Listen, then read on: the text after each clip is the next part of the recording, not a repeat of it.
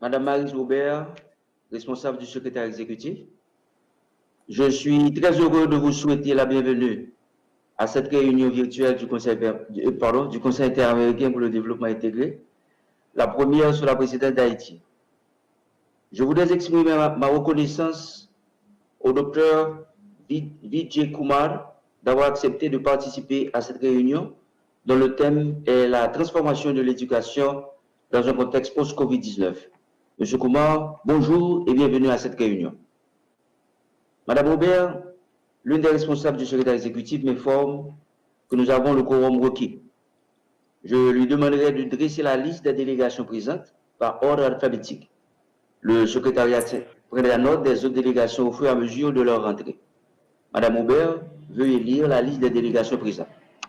D'accord. Merci, Monsieur le Président, et bonjour. Yes, so we have the quorum, Argentina, Barbados, Belize, Brazil, Costa Rica, Ecuador, El Salvador, Grenada, Guatemala, Guyana, Haiti, Honduras, Jamaica, Mexico, Panama, República Dominicana, St. Vincent and the Grenadines, Suriname, and the United States. Merci beaucoup, Madame Aubert. Le quorum qui est atteint et nous pouvons poursuivre. Je soumets pour examen au Conseil le projet d'ordre du jour publié sur la code CIDI-OD-20. S'il n'y a pas d'objection, le projet d'ordre du jour est approuvé. Chers collègues, nous sommes tous bien conscients des nombreux défis posés par les catastrophes, car à un moment ou à un autre, chacun de nos pays a dû faire face aux défis dévastateurs de catastrophes tant naturelles que provoquées par l'homme. Les défis auxquels sont confrontés bon nombre de nos États membres ont été exercés par la pandémie de Covid-19 qui a entraîné un déclin socio-économique accablant dans la région. Dans ce contexte, les États membres de l'Organisation des États américains ont décidé que la prochaine session ordinaire de l'Assemblée générale constituerait un moment opportun pour attirer l'attention de la région sur la nécessité de mettre en place des systèmes économiques, sociaux et environnementaux résilients afin de trouver des solutions communes pour atténuer l'impact des divers chocs internes et externes. Les deux conseils de l'organisation ont entrepris un travail sérieux consistant à examiner le renforcement de la résilience lors de la réunion mixte du Conseil permanent et du Conseil interaméricain pour le développement intégré le 17 juin 2020, au cours de laquelle des experts de renom ont fait de brillantes présentations. En prévision des discussions pour le renforcement de la résilience dans le contexte de la prochaine session de l'Assemblée générale, nous proposons d'axer le présent semestre de travail du CIDI sur une compréhension plus approfondie du renforcement de la résilience et, plus précisément, sur la mise en place et le renforcement des infrastructures adéquates pour bâtir la coopération et forger des partenaires entre les États membres.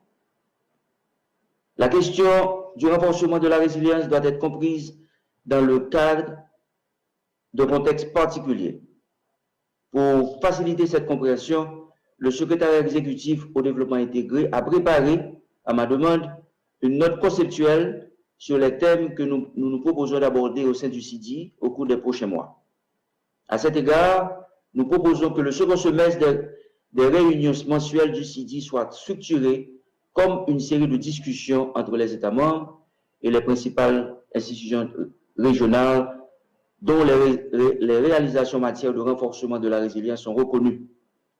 Les thèmes spécifiques contribueront à mettre en évidence les possibilités de participation et d'investissement public et privé dans la construction de la résilience économique, sociale et environnementale, avec comme axes transversaux la coopération et les partenariats innovants en matière de financement pour la résilience.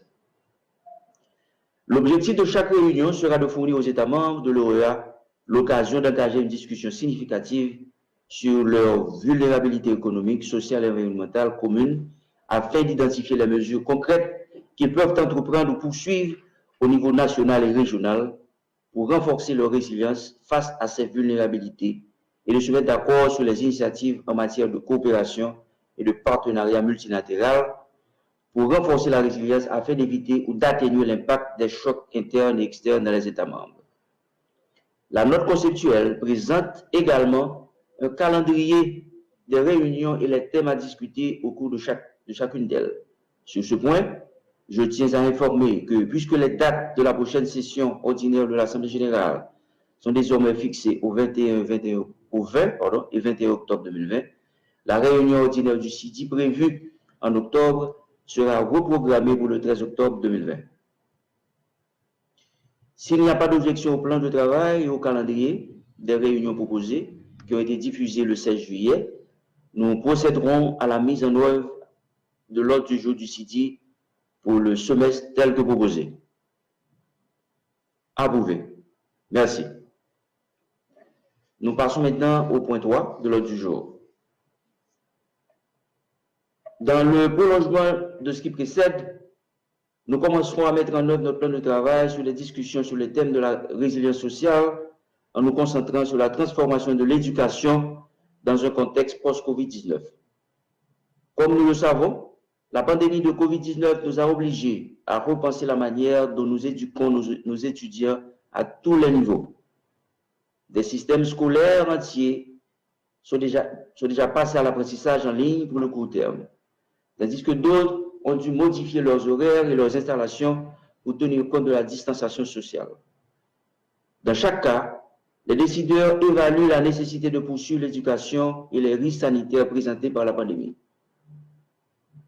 La pandémie a également mis en évidence les disparités de nos systèmes éducatifs à travers le continent américain. Que devrions-nous faire alors, tant d'un point de vue politique que pratique, pour mettre en place des systèmes éducatifs plus inclusifs et plus résilients? Quels sont les principaux enseignements tirés de la pandémie de Covid-19?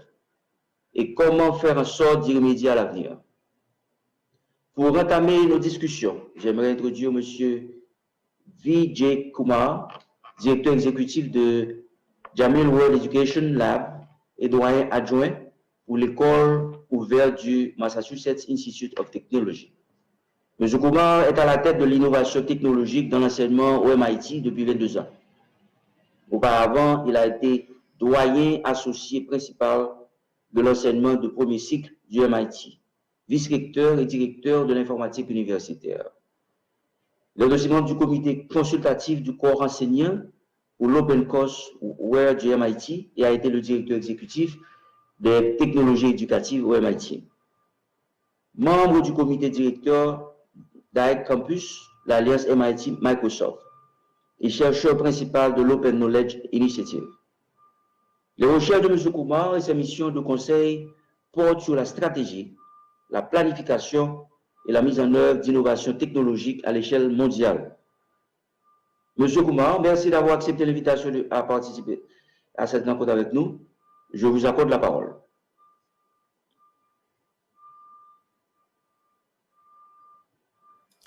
Presidente, tenemos a Brasil pidiendo la palabra. No sé si quiere darle la palabra antes a Brasil. J'accorde la parole à la délégation du Brésil. Merci.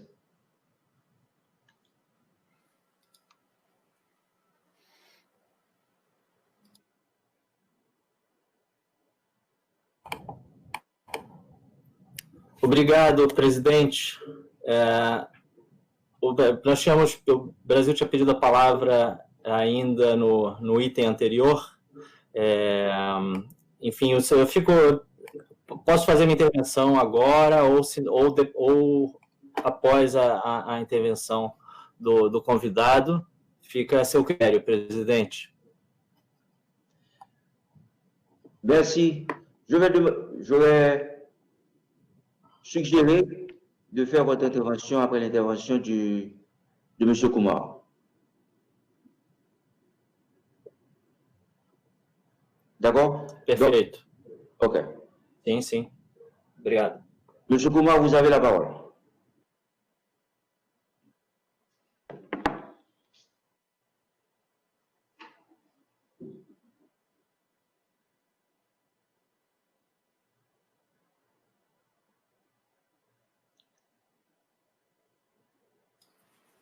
Yes, I'm coming on.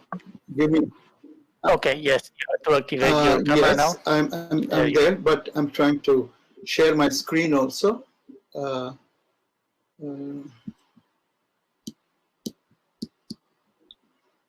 Can you see my screen? Not yet.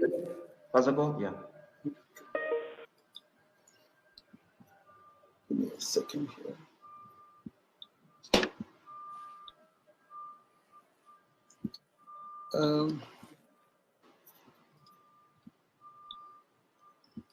You can't see my screen? Not yet. We see a black screen now. Ah, okay. Black screen, but now? Can you see my screen now? I think no. You have to. I think you have to stop sharing screen and try to share again. Because okay, I'll share. Okay, I'll share screen. Yes, yes. Remember application window. This is the application window, and I'm sharing. Can you see the screen? Nope. Oh, that's strange. You can't see the screen. Oh. Okay, let me try this again. There you are. We can see now. Sir. Thank you. Thank you. Sorry for the delay, Mr. President. Thank you so much. I am delighted. I'm really. This is it's a difficult time, but it's certainly a pleasure. It's an honor. It's a privilege to have this opportunity to share my perspectives on this very important moment of change, and where we have the responsibility to build a collective future that is, as was pointed out, that is more resilient, more responsive. So we have a responsibility for collective responsibility, and I'm very happy to share my perspectives. There's much to be said. I mean, life is disrupted, as we know, as we are all experiencing. The pandemic has disrupted all aspects of life, of work, of home, of travel, and certainly of education. And it is a very, very tricky time. But I thought I'd start off before offering ideas and sharing ideas. I'm reminded of two stories which I think are relevant, whose relevance will become very, very clear.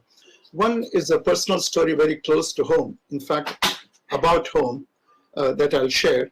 And the other one is very close to me, not close to home, but certainly very close to my heart.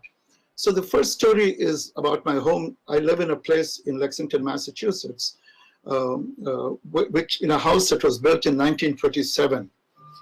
In 2004, we remodeled the house. It was a typical New England house, a small house. We remodeled it, extension, because I thought my father would come and live with us and so on, to modernize it. And that was all fine, except what happened was, last month, there were torrential rain in the Boston area. And of course, I went to the basement and found that, the basement had flooded. There was water and I said, wow, I did all this remodeling. And of course, what had happened was there were lots of cracks in the foundation. And so although I had put in all these new kinds of features and new kinds of embellishments, these foundational cracks had not been attended to, as a result of which the basement was being flooded.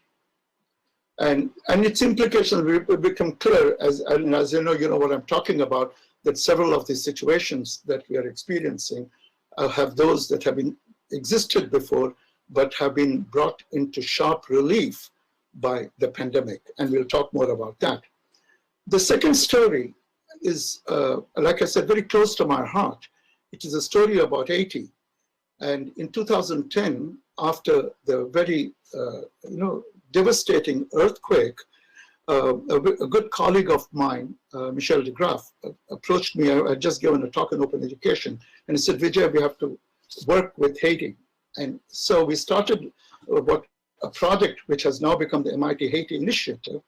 And what we set about doing is not to say, how can we just go and patch up and fix education? Because what had happened was schools, colleges had been devastated, children were out of school, and we said, this is an opportunity not to just rebuild what was, but rebuild anew. Think about how can we strengthen education through the affordances, of technology. And mind you, this is circa 2010, and we set about this initiative. And there's some remarkable stories that are very, very heartwarming, certainly for me and to my colleagues at MIT, because we brought about STEM education, the local language, so much so that Haiti faculty were sharing their work in STEM education around the world. Now, so that is, and those two things I thought was important to share, because it'll set the context of many of my comments.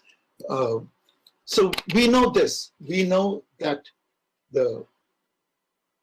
COVID has been remarkably, devastating, disruptive, and you see these numbers. You're looking at the number of children who are out of school. A number that this doesn't mention is the 90 million odd teachers who are displaced. You talk about the number of the countries who have been affected by school closures. So every aspect of education has been seriously disrupted. But the point that I had wanted to make is, and one of the things that we found out, and this relates to the cracks, that these closures, etc., are affecting some kinds of some countries, some kinds of schools, depending on the location, depending on the geography, depending on the economic conditions, that the devastation is not uniformly felt. Some feel it more than others, which points to the cracks that I was talking about earlier. So why I talk about, and it is very interesting because if you look at it before the pandemic itself, and I call it 2020 BC, the reference to the before COVID era, it is interesting that 600 million primary and secondary school educations were already not in school around the world. University systems worldwide were, grappling globally to meet demand. Higher education students were dealing with, crippling levels of student debt in this country, for instance. We found a lot of employers talking about how ill-suited or ill-prepared the learners were in terms of meeting the demands of a very, very rapidly changing economy and workforce.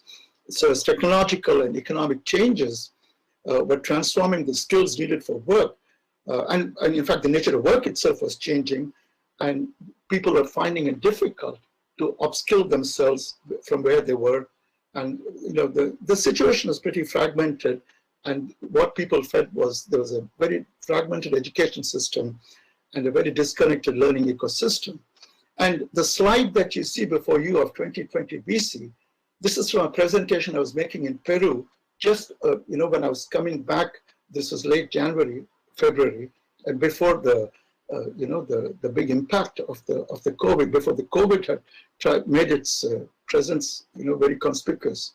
And this situation is what we confronted, and we said, look, we have and the message that I was giving and our lab was engaged in was saying, how can we build capability and capacity to meet this kind of a demand vector, where we know that there are lots of countries, emerging economies, who are in a rapid gallop for development, and we needed to make sure that the human resources, skilled human resources they need, could be prepared for and provided.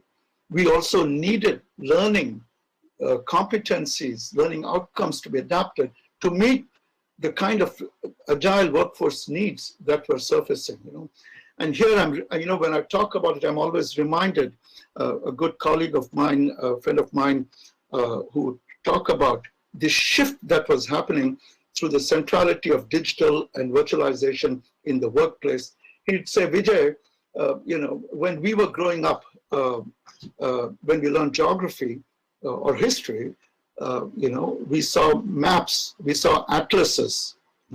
Those rapidly became 1 million images on Google Earth.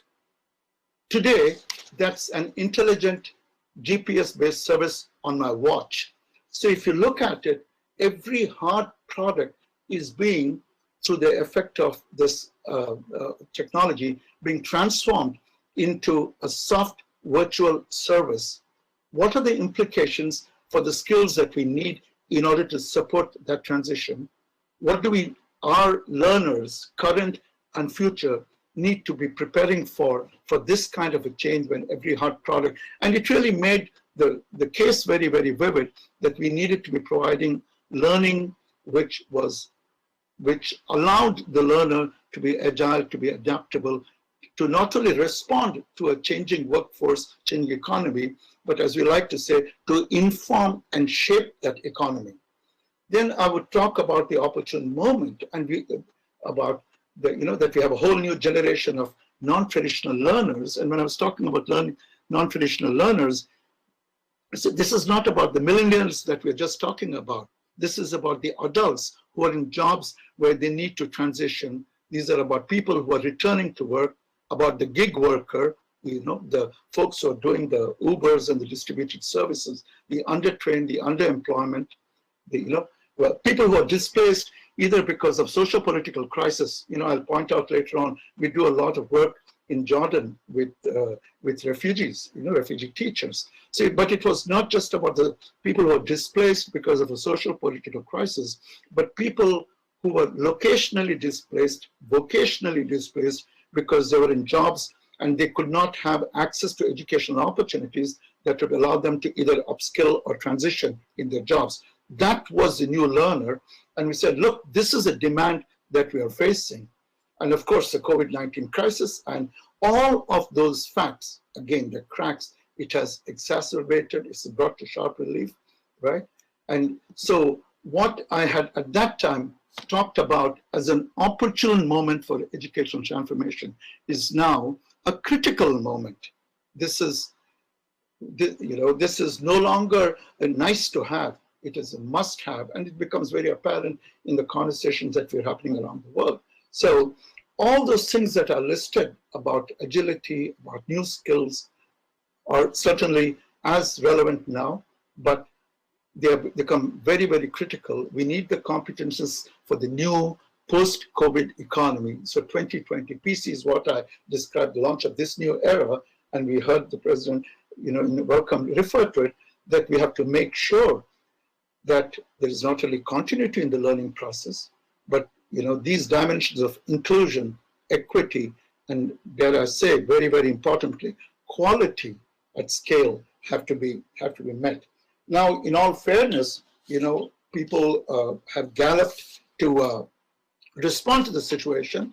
Like you heard mentioned, people have gallantly tried to move on to online to make to sort of make sure that there is no business discontinuity, so that people continue to have access to some learning opportunities, so that the business of education go on to the best possible. So rapidly, we saw lots and lots of people moving to quote unquote online education, but it's a situation that needs some looking at, because one of the things it did is again very glaringly brought into focus the disparities that exist. It brought up all the challenges. We found out, for instance, that people did not, whether it was in terms of infrastructure, people could not get access.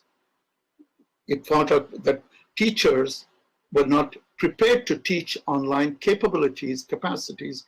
We also found out that the kinds of things that we cared for in MIT, for instance, we talk a lot about hands-on learning, lab-based experiences, industry-based experiences. And suddenly we realized that we didn't know, or teachers didn't know, how to bring that into play in this online setting. So the very things that we cared about related to quality, we did not know how to propagate, to distribute in this new world, right? And there were infrastructure challenges, so access, equity, all these things that we held dear. Suddenly we realized that glaringly, although we rushed online with this hope of having no discontinuity in our learning opportunities, they brought into focus the fact that they were indeed, the gaps exaggerated the disparity. some of the things that and one of the things that really came, and I'll touch on that, is we realized that we really have to think, and this is known to a lot of us, we're all planners, you know, we do institutional planning, we do governmental planning, that you really needed a very, very systemic lens into thinking about the nature of the change that was desired. You know, I mean, suddenly it became apparent, and you know, volumes were written about it and spoken about in public media. That look, you know, kids were going to school not just to get an education, but because it represented a safe haven. It is where they got food. School was more than a learning place, it was a living place. And therefore, if you wanted to plan for the change, you have to have this whole system's perspective. You have to think. You also found out that so much, you know, there's early childhood, how important contact was, how important social emotional affordances that school or these site-based experiences provided. And how do you do that in this sudden shift? So having to think about this whole transition, if we really want to talk about inclusion, equity, and equality, we have to think about all these systemic dimensions of change and plan for it. Now, it does look, and you say, my God, this is overwhelming. It is daunting.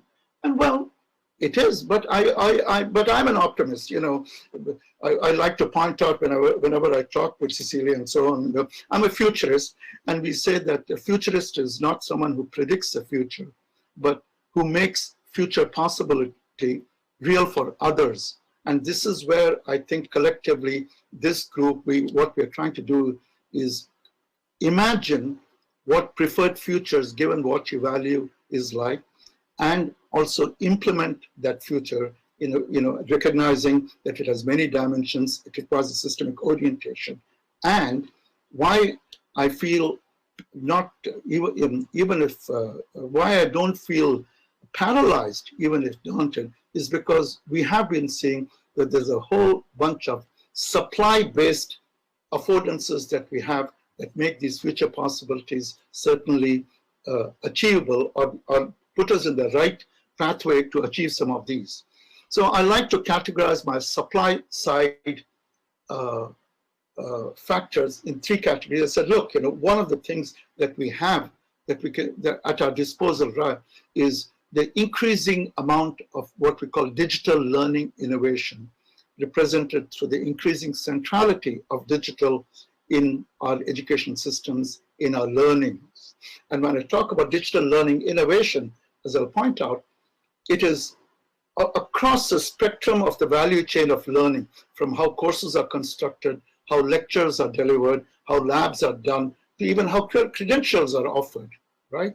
And when we talk about the centrality of technology over here, it is not just, it is a generous definition of technology. It is your networks, it's your data communication, it is interactive radio, and you'll see somehow it is the increasing value that artificial intelligence brings to provide differentiated pathways for different kinds of learners, the ability to employ virtual reality, augmented reality, to create the kinds of learning situations. And we're using, and data, which allows us to really leverage to provide different kinds of support for different kinds of learners. You know, one of the things that I say, you know, if you look at a lecture, when we were going, it was a 50-minute, an hour-long lecture. We don't have, increasingly, what used to be a lecture. If any of you go to any of these courses, it's a 6-minute video segment immediately. And if you don't get a concept, there might be a visualization of the concept. There is some testing to see if you've gotten the concept. You're pointed to different resources. So it's actually, it is a deconstruction. It is a re-engineered experience of the lecture, which leads to better learning because there is assessment, formative assessment tied in. There's visualization for understanding, employing different kinds of media. Similarly, real virtual labs. Many, many years ago, Jesus de Alamos, a colleague of ours at MIT, had created this notion of real virtual labs, where through a browser, you can actually control various experiments, chemical experiments, electronic experiments, so that you could actually get this kind of hands-on lab experience, not simulations. And of course, simulations are part of the equation too. But the entire spectrum, the value chain, is being impacted and is prone to innovative solutions with digital and technology. What digital technology by themselves and these technologies are good, but are necessary but not sufficient. What they are really doing is allowing us to implement what we are really learning from learning science, from the science of learning, to be able to address the needs of different kinds of learners with different aspirations, motivations, preparation. So we are able to implement what we learn about learning science into this. And of course, the open movement, which is made over the years, so many of these resources so widely and extensively available. What we're also seeing, so on the supply side, I see these three forces, and these three forces are part of what I say a new ecosystem of learning. The simplest example that I give when I think about this new ecosystem is that learning is no longer a one-to-many experience. It's not one teacher talking to 40 students or even 200,000 students. It is groups of students. On the provider side, you have partners. If there is a course, there is a piece of the course which can be better learned through Khan Academy. I send people there. The ecosystem has other providers of learning opportunities, learning resources. AI allows us to quickly get to those resources. So what we have is a new ecosystem where there are different learners, different kinds of learners, there are different providers, different kinds of resources. And this is the ecosystem that we have at our disposal so that we can judiciously employ to meet some of our original aspirations of inclusion, of saying that, look, because even scale was something that we talked about as having something and then delivering it to millions of people, not recognizing that people were different, that we needed differentiated strategies. People had different infrastructure considerations, limitations. They learned differently, and their motivations were different because some wanted to get jobs, some wanted to become scientists, researchers, right? And the fact that you could attend to differentiated, and they were all differently prepared, on different stages of life. So we have a new ecosystem. We have learning science and technology that allows us, and this is the opportunity because, and I'll come to the disruptive solution, because we know that the current structure solutions that we have cannot meet those needs. Their paucity, their limitations, their inadequacy, like I said, has become glaring in light of this epidemic, in light of the epidemic. So I talk about open very quickly, this is just to substantiate, So this is just from MIT's perspective, but there's a consortium, the worldwide people are putting out, But for instance, if you think about OpenCourseWare, where MIT made the content of all its courses available to the world for free, there are more than 200 million users around the world who have been using OpenCourseWare over the years.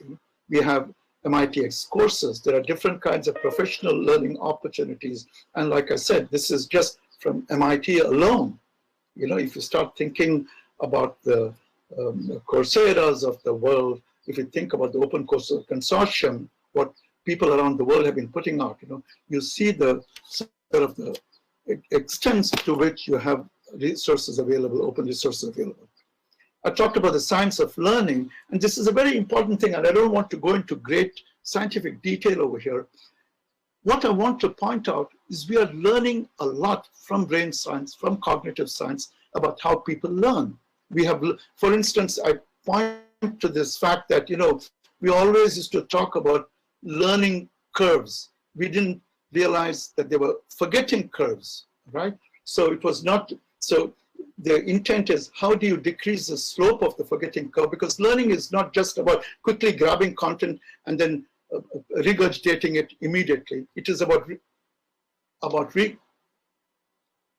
recall when you need it, in the job, just-in-time recall, and so on.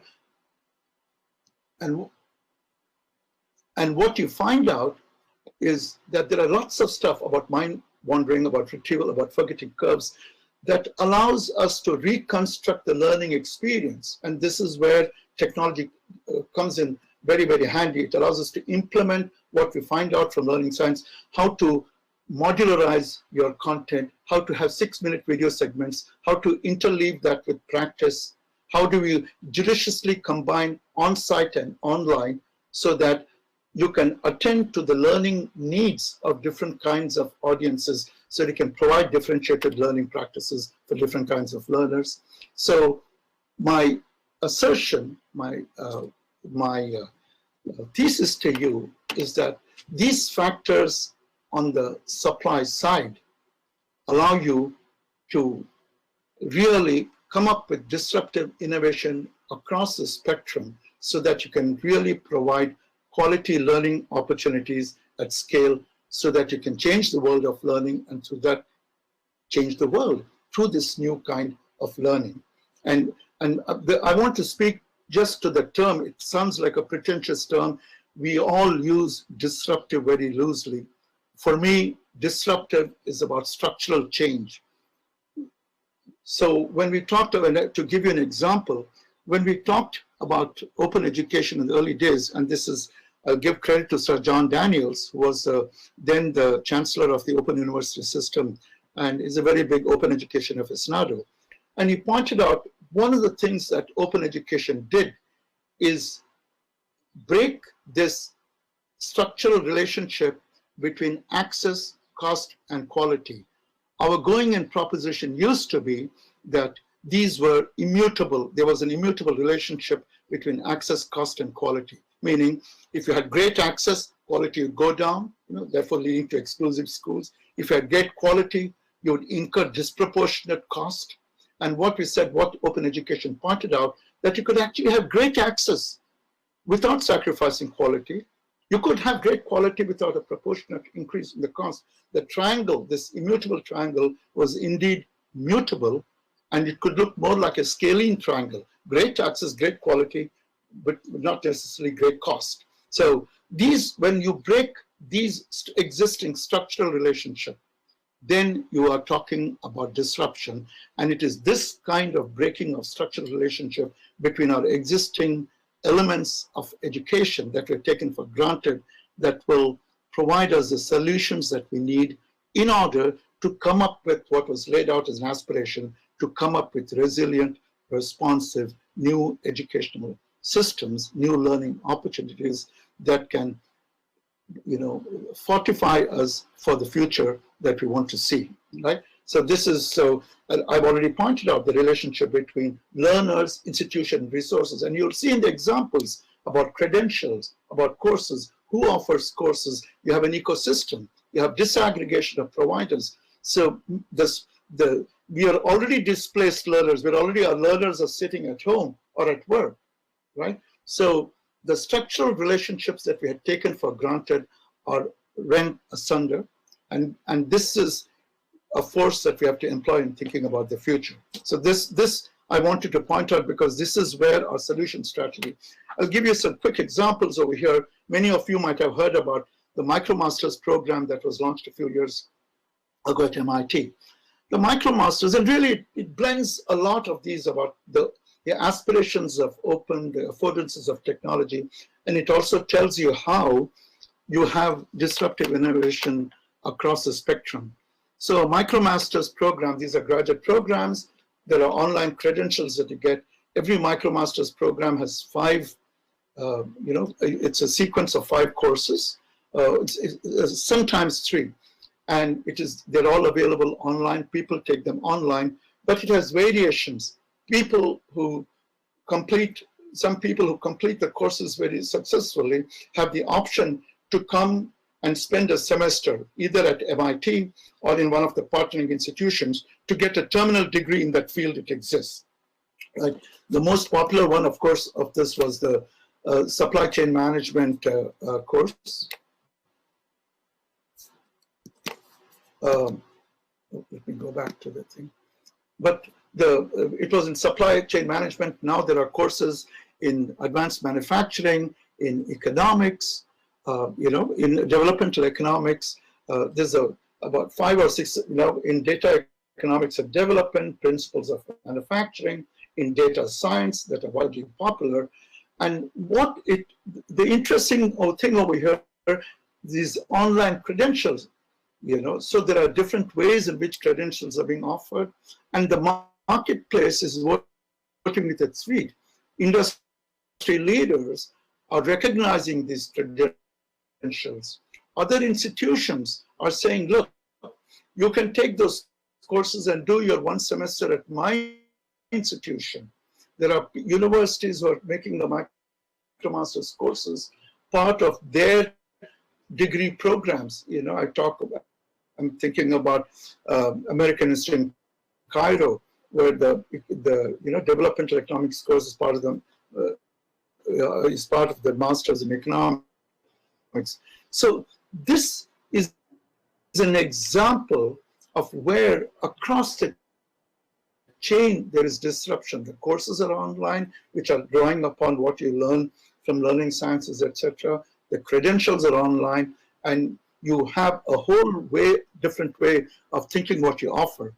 And the courses are available for those who do not want the credentials. It is not saying why it is disruptive fundamentally is because you're telling your learners worldwide, millions of learners worldwide, that you do not have to get admitted to an institution in order to get this learning opportunity. You can take these courses.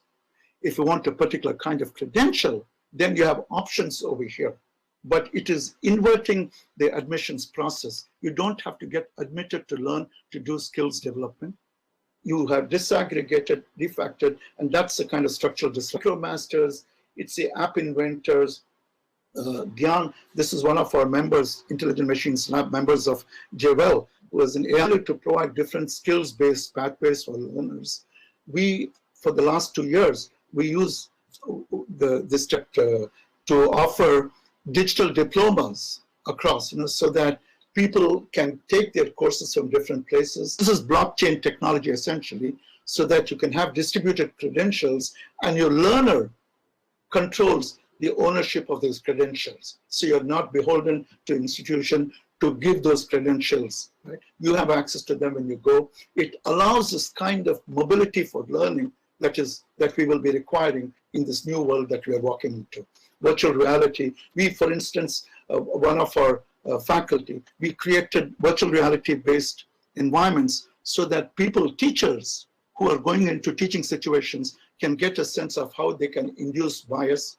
So they can look and get a sense of the social, emotional, difficult challenges that they will encounter, and so that they are prepared for these kinds. And so we create simulations, virtual environments, so that they're exposed to this, not when they walk in to teach, but prior to that. So we are employing all these technologies, and the good news for all of us here is that these are becoming more and more commonplace, and these can be employed for the kinds of changes that we speak. So these, I just bring this out because, in case it is not evident, we are applying many of these things for exactly the kinds of situations that will happen. You see a bunch of the projects that our lab is working on. We have refugee education, where the focus is not just on equipping teachers with tools and techniques, or digital tools and techniques as they deal with refugee children, right? But this is also, how can they understand compassionate systems? How can they think about social emotional learning so that they can create empowerment and agency in the teachers that they're working with, so that these teachers can then implant that with the learners, because it's not just about tools and techniques, it's having this kind of holistic orientation.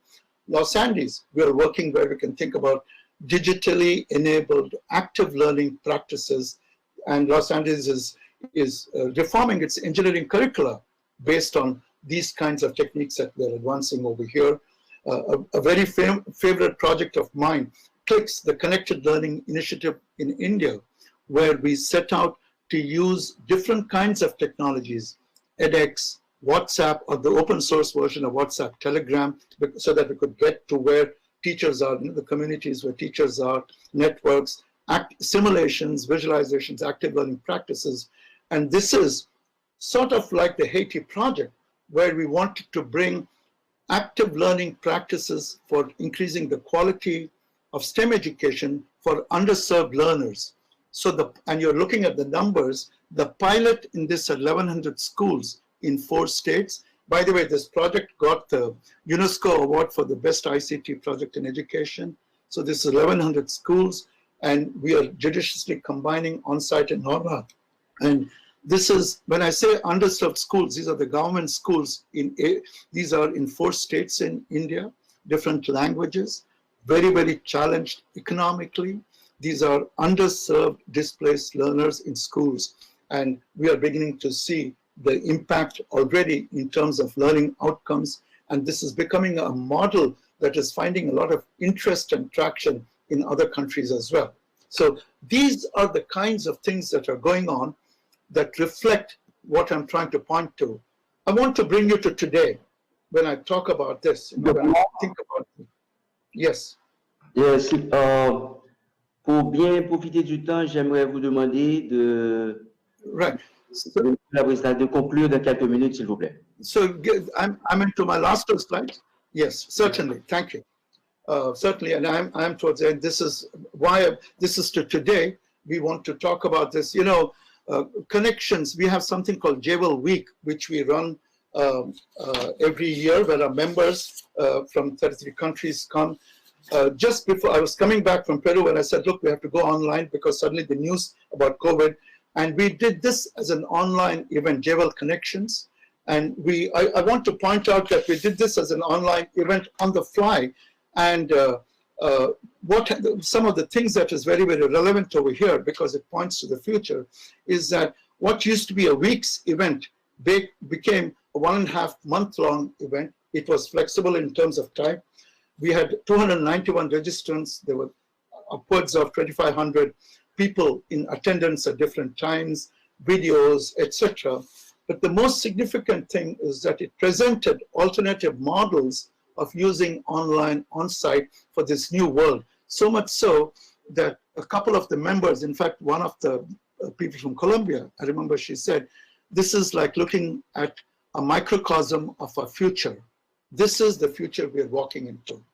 Last week, we announced a virtual internship pilot. This is with an accelerator called Learn Launch, where for college students, we are providing virtual internship opportunities because we don't want to sacrifice the importance of practical experiences, industry-based experiences, and they are part of the ecosystem.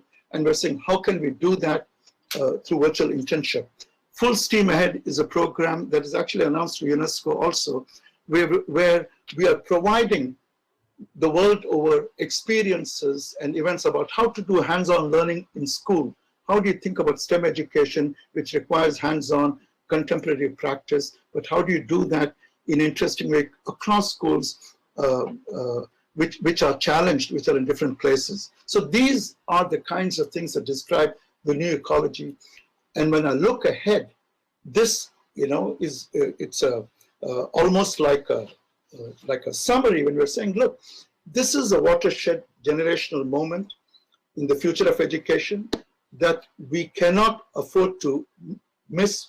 If anything, the fragility, the inadequacy of current education, institutional-centric delivery mechanisms have been exposed.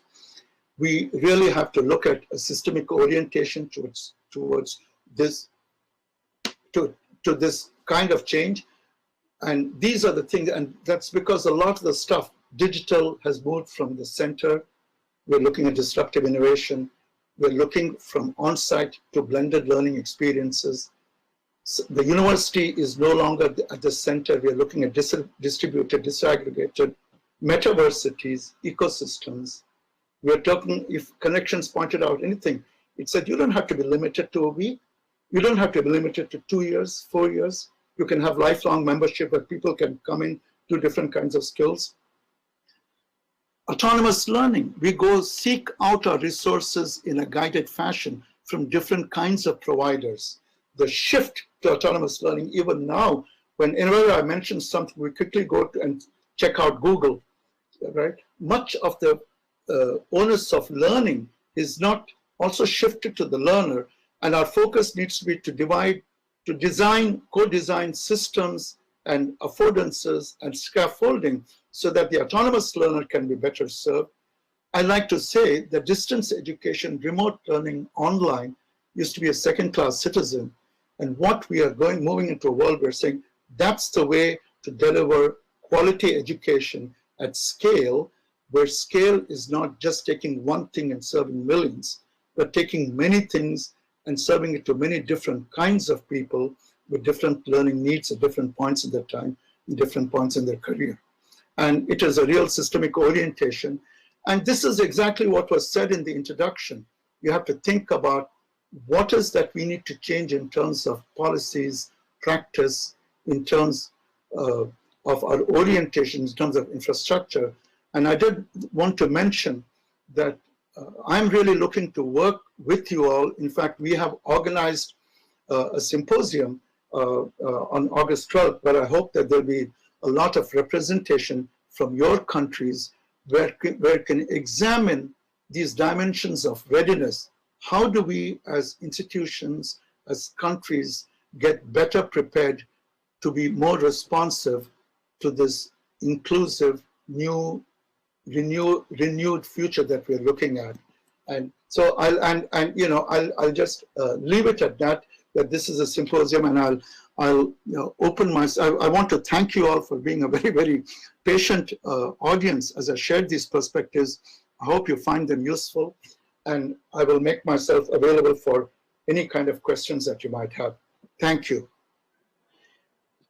Merci beaucoup, Dr. Kumar, pour ce exposé. Maintenant, nous allons accorder, merci de rester disponible si toutefois il y a des questions à répondre à la fin des commentaires des délégations. Maintenant, je vais accorder la parole aux délégations, étant donné que le Brésil avait sollicité la parole au départ. J'accorde la parole à la délégation du Brésil et ensuite, je vais suivre la liste qui est appliquée sur l'écran. La délégation du Brésil, vous avez la parole.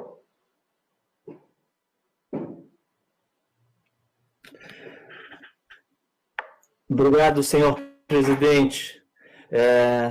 Obrigado por passar minha palavra.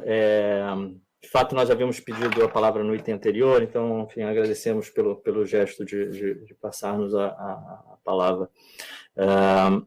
Gostaríamos, em primeiro lugar, presidente, de parabenizá-lo pela assunção à presidência deste conselho e desejar-lhe êxito em suas funções no segundo semestre. Estamos certos de que o CIDI se beneficiará enormemente de sua rica experiência à frente do Conselho Permanente. Embora a nossa intervenção se centre na nota conceitual sobre os trabalhos do CIDI, gostaríamos igualmente de agradecer ao professor Vijay e Kumar por sua apresentação. Gostaríamos de dizer que o Brasil compartilha as linhas gerais da visão da presidência sobre o trabalho do CIDI neste segundo semestre, refletida na nota conceitual apresentada. À luz do tema geral escolhido para a 50ª Assembleia Geral, e tendo como pano de fundo os desafios de uma resposta intersetorial à pandemia de Covid-19, sob todos os aspectos, muito oportuno o aprofundamento das discussões sobre a criação de resiliência em suas diversas vertentes.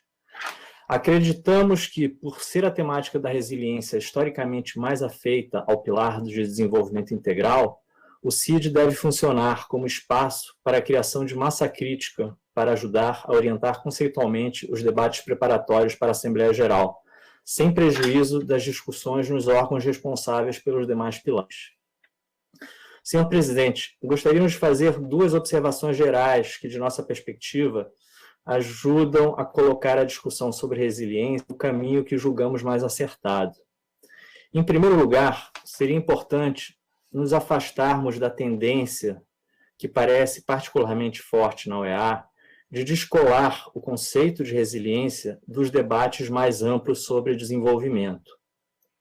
Notamos, a esse respeito, que a nota conceitual deixou de contextualizar adequadamente a discussão sobre resiliência no marco dos debates sobre desenvolvimento, palavra que pouco aparece no texto. Resta claro que o debate sobre resiliência se justifica plenamente no atual momento, mas ele não deve funcionar como substituto da discussão sobre desenvolvimento. A caracterização do debate sobre resiliência no documento termina por fazer com que, na prática, muitas vezes o conceito seja utilizado como sinônimo de desenvolvimento, correspondência que julgamos equivocada. De maneira muito acertada, a questão da resiliência vem sendo reconhecida na última década como componente essencial do desenvolvimento sustentável ou do desenvolvimento integral. Mas é importante recordar que o conceito de resiliência, individualmente, não é capaz de substituir a visão integradora de futuro que marca os debates sobre desenvolvimento. Permito-me aqui utilizar a apresentação do professor Vijay Kumar como exemplo, no campo da educação, de que a transformação por ele exposta não se reduz apenas a uma resposta ao desafio da resiliência. A transformação por ele exposta integra uma visão muito mais ampla de aproveitamento de oportunidades para aceleração ou mesmo saltos de desenvolvimento nos próximos anos e décadas. Senhor presidente, em segundo lugar, um comentário relacionado ao primeiro. Vale notar que ao utilizar o conceito de resiliência como um guarda-chuva conceitual, a gama de assuntos abordados termina por revelar-se muito extensa e o próprio conceito termina por perder precisão. Essa tendência, que se faz sentir no pilar de desenvolvimento, poderá aprofundar-se quando o tema da resiliência for abordado nos demais pilares da organização. Será importante manter foco no conceito de resiliência para que a discussão efetivamente logre nortear os debates da Assembleia Geral. Reafirmando nosso apoio à visão da presidência, agradeceríamos que nossos comentários sejam levados em conta no desenvolvimento dos trabalhos do CIDI ao longo do semestre. Finalmente, senhor presidente, gostaríamos de sugerir à secretaria que procurasse, aprofundando o documento hoje apresentado, preparar notas conceituais para cada uma das sessões do CIDI, e para que os documentos de base das reuniões sejam circulados com antecedência em todos os idiomas oficiais, o que lamentavelmente não parece ter sido possível para esta reunião. Muito obrigado, senhor presidente. Merci beaucoup à la délégation du Brésil et bonne note prise de vos commentaires. Maintenant, nous allons accorder la parole à la délégation du Nicaragua. Vous avez la parole.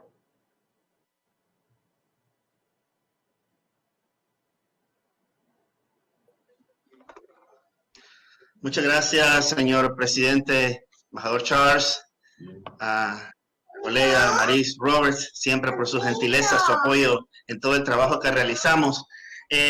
Solamente brevemente, la delegación de Nicaragua toma nota de la ilustrativa e inclusiva presentación del señor Kumar, y nos gustaría siempre poder tener acceso a estas presentaciones como las del día de hoy, pero también él mencionaba algunos cursos y algunos encuentros muy importantes que se van a estar programando. Si pudiéramos también mantenernos al día un poco con esa información, como sabemos que siempre lo hacen.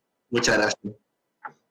Merci beaucoup au représentant suppléant de M. Arturo Macfield de Nicaragua. Maintenant, nous accordons la parole à la représentante suppléante des États-Unis. La délégation des États-Unis a la parole.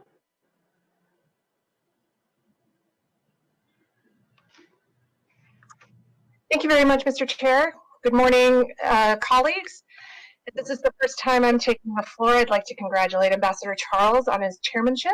The United States looks forward to working with you over the next 6 months, especially with respect to the theme of resilience as outlined in your concept paper, and highlighting the importance of resilience for all OAS member states. I'd also like to thank Dr. Kumar for his presentation and the critical points that he has raised with respect to COVID's impact on education. I'd like to share just a few observations from our experiences here in the United States. In the spring, as the scope of the COVID pandemic was becoming apparent in the United States, Secretary of Education Betsy DeVos emphasized that everyone must rise to the challenge of educating all children from all walks of life who suddenly find themselves in many different learning environments. Education in the United States is highly decentralized, so approaches to addressing COVID vary by state, and in some cases can vary by local jurisdiction or individual institution. Within this decentralized context, the U.S. Department of Education was and continues to be in regular contact with state governors, state school chiefs, college administrators, superintendents, and local education leaders to respond quickly to their needs as they strive to serve students. Most governors decided to close some or all of our schools in their states for a period of time.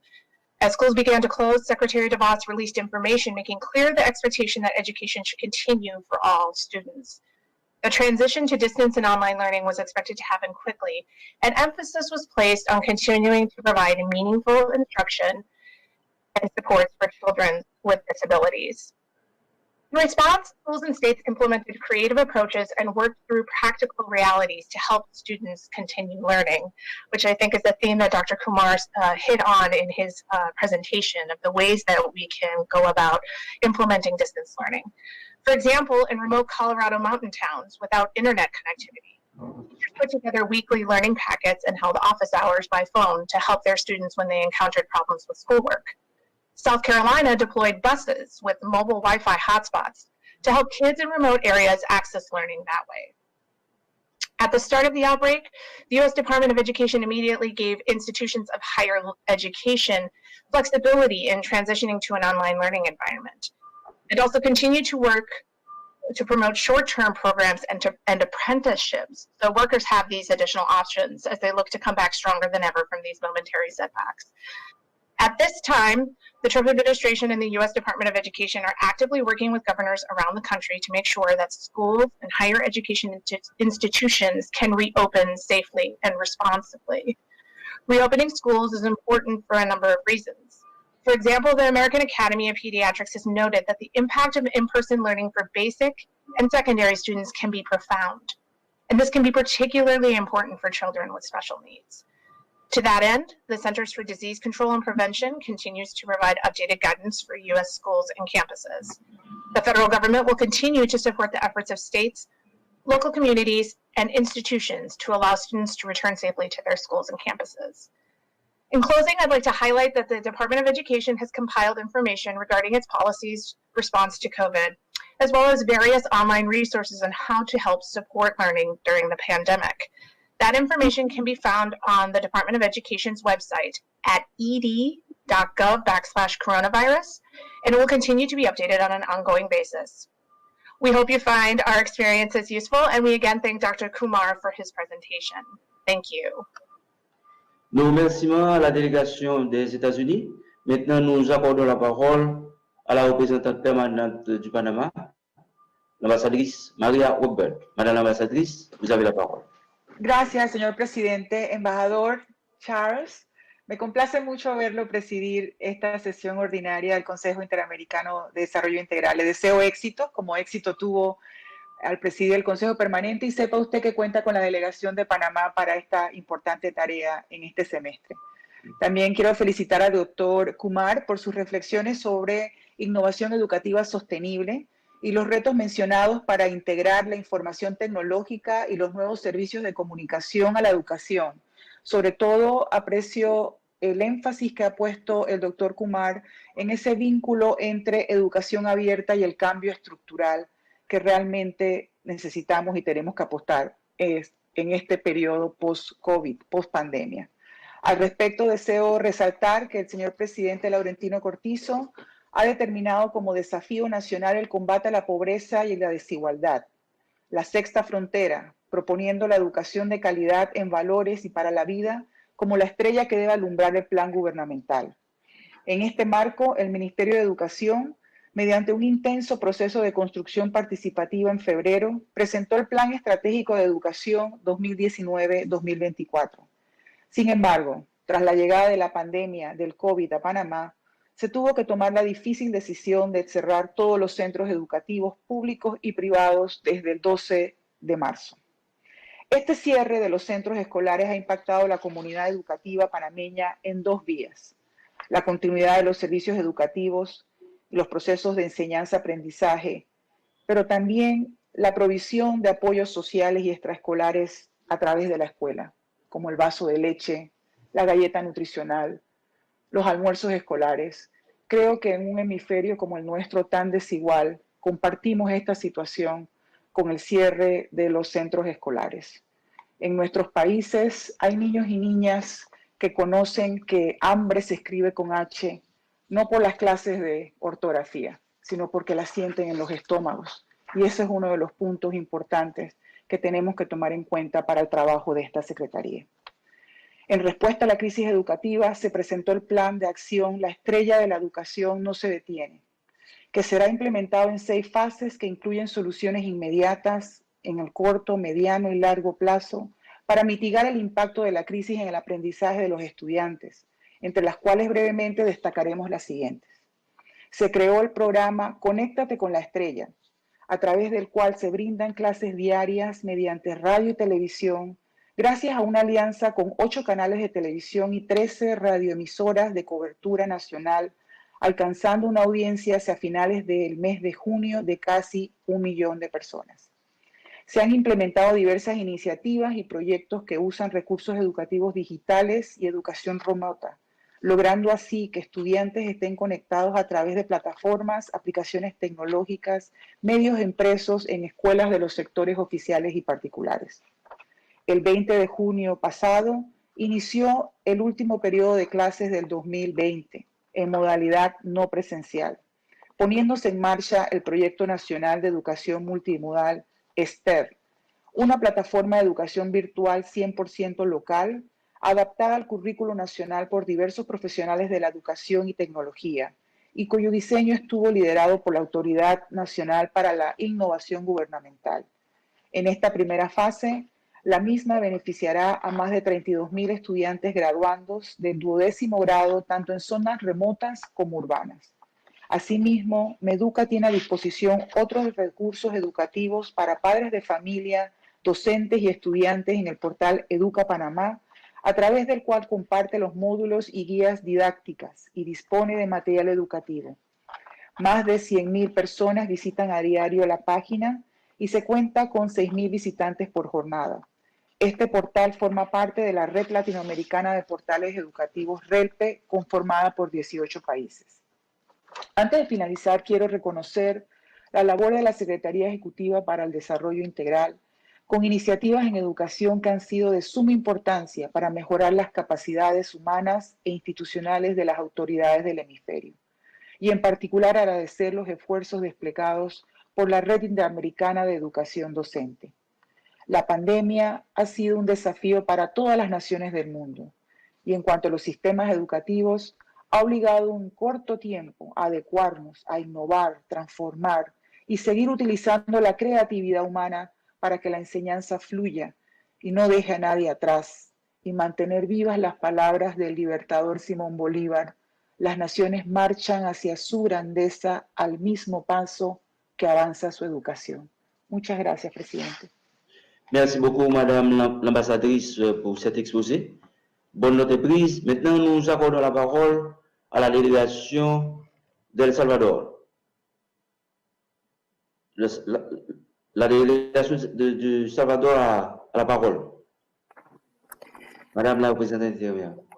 ¿Qué tal, señor presidente? Felicidades por su gestión al frente de este consejo, que no dudamos ser exitosa.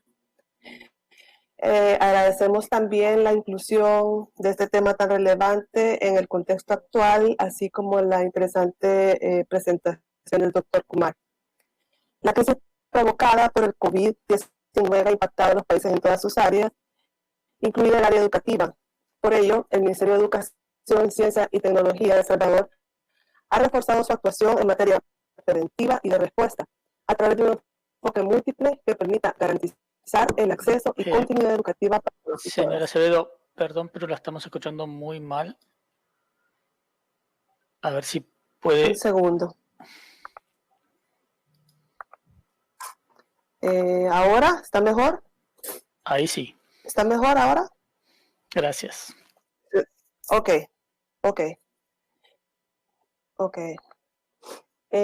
Tal como mencionara el doctor Kumar, la pandemia nos ha dado ahora la oportunidad de reducir las inequidades, convertir la educación en una cuando educación comienza a más hablar diferente. se distorsiona de nuevo.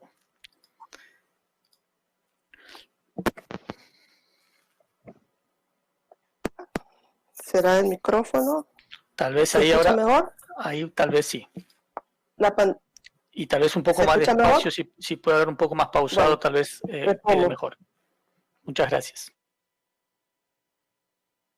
Ok, gracias. Tal como mencionara el doctor Kumar, la pandemia nos ha dado la oportunidad de reducir las inequidades, convertir la educación en una educación más pertinente, más útil y más real para los estudiantes y sus familias, impulsando un sistema educativo en el que la familia tiene un papel fundamental.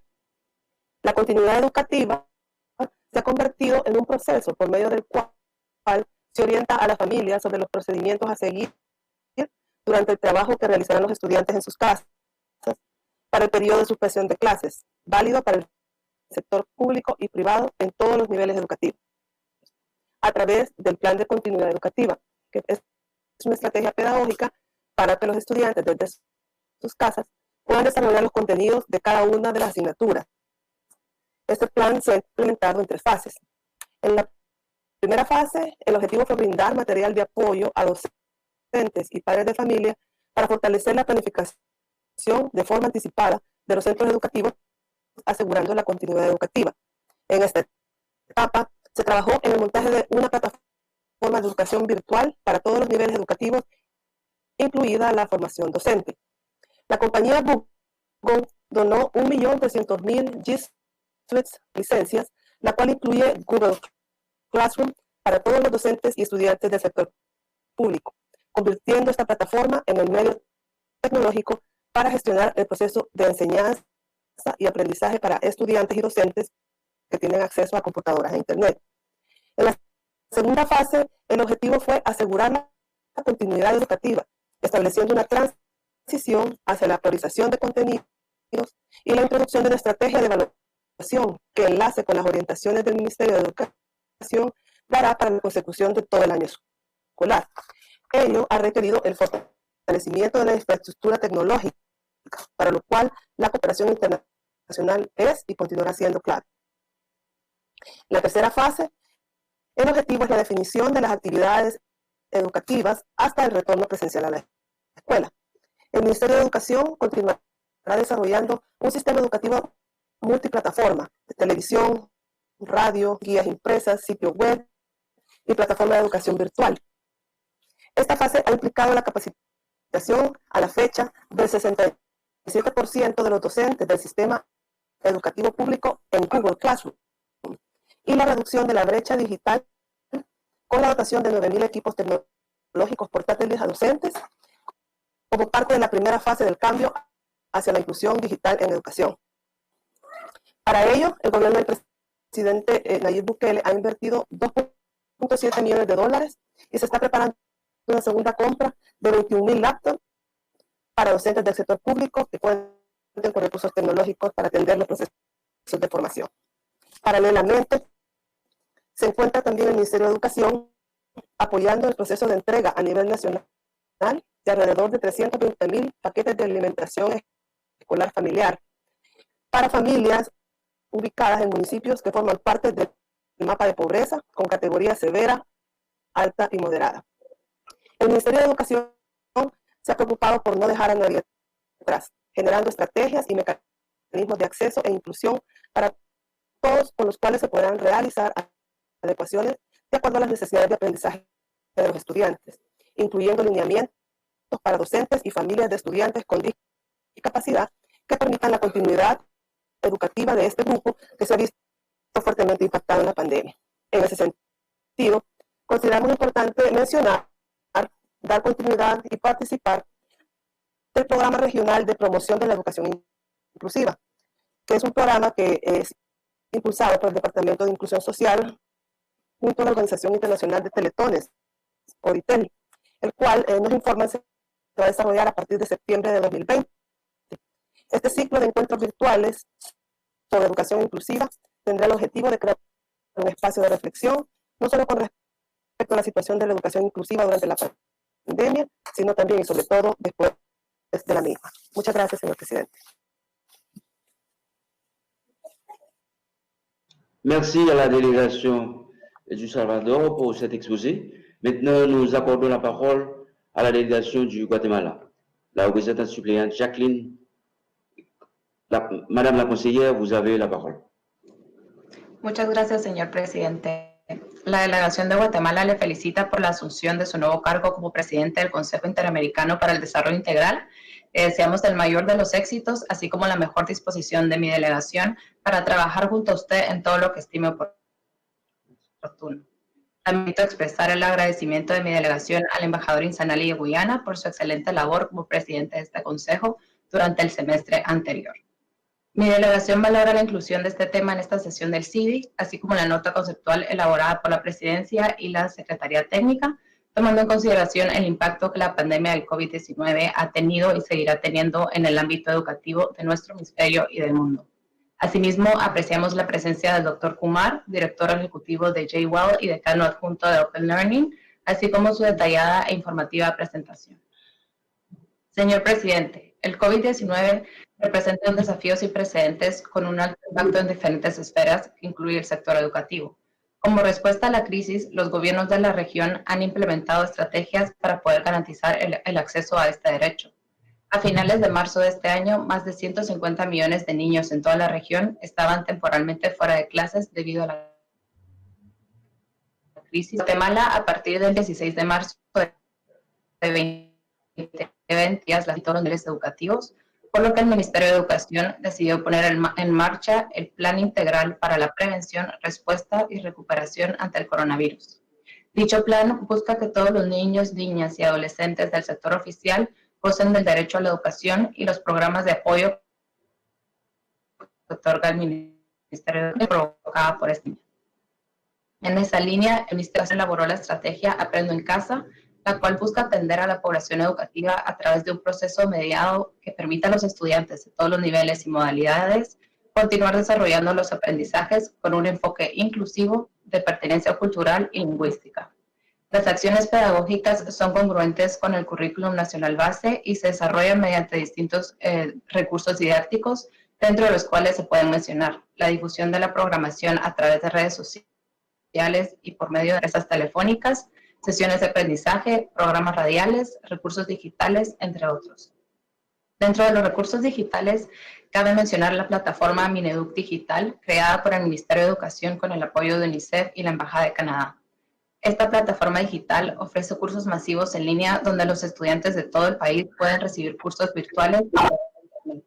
Mineduc Digital ofrece la posibilidad de diseñar cursos, ofrecer contenidos variados y dar visibilidad de avance de cada estudiante. También están disponibles cursos libres para docentes y padres de familia. Por otro lado, destacamos que la alimentación y la nutrición son factores clave para el buen desempeño y el desarrollo, especialmente de la niñez. Por ello, como parte de la respuesta a la pandemia, fue emitido el acuerdo número 825-2020 del 19 de marzo del presente.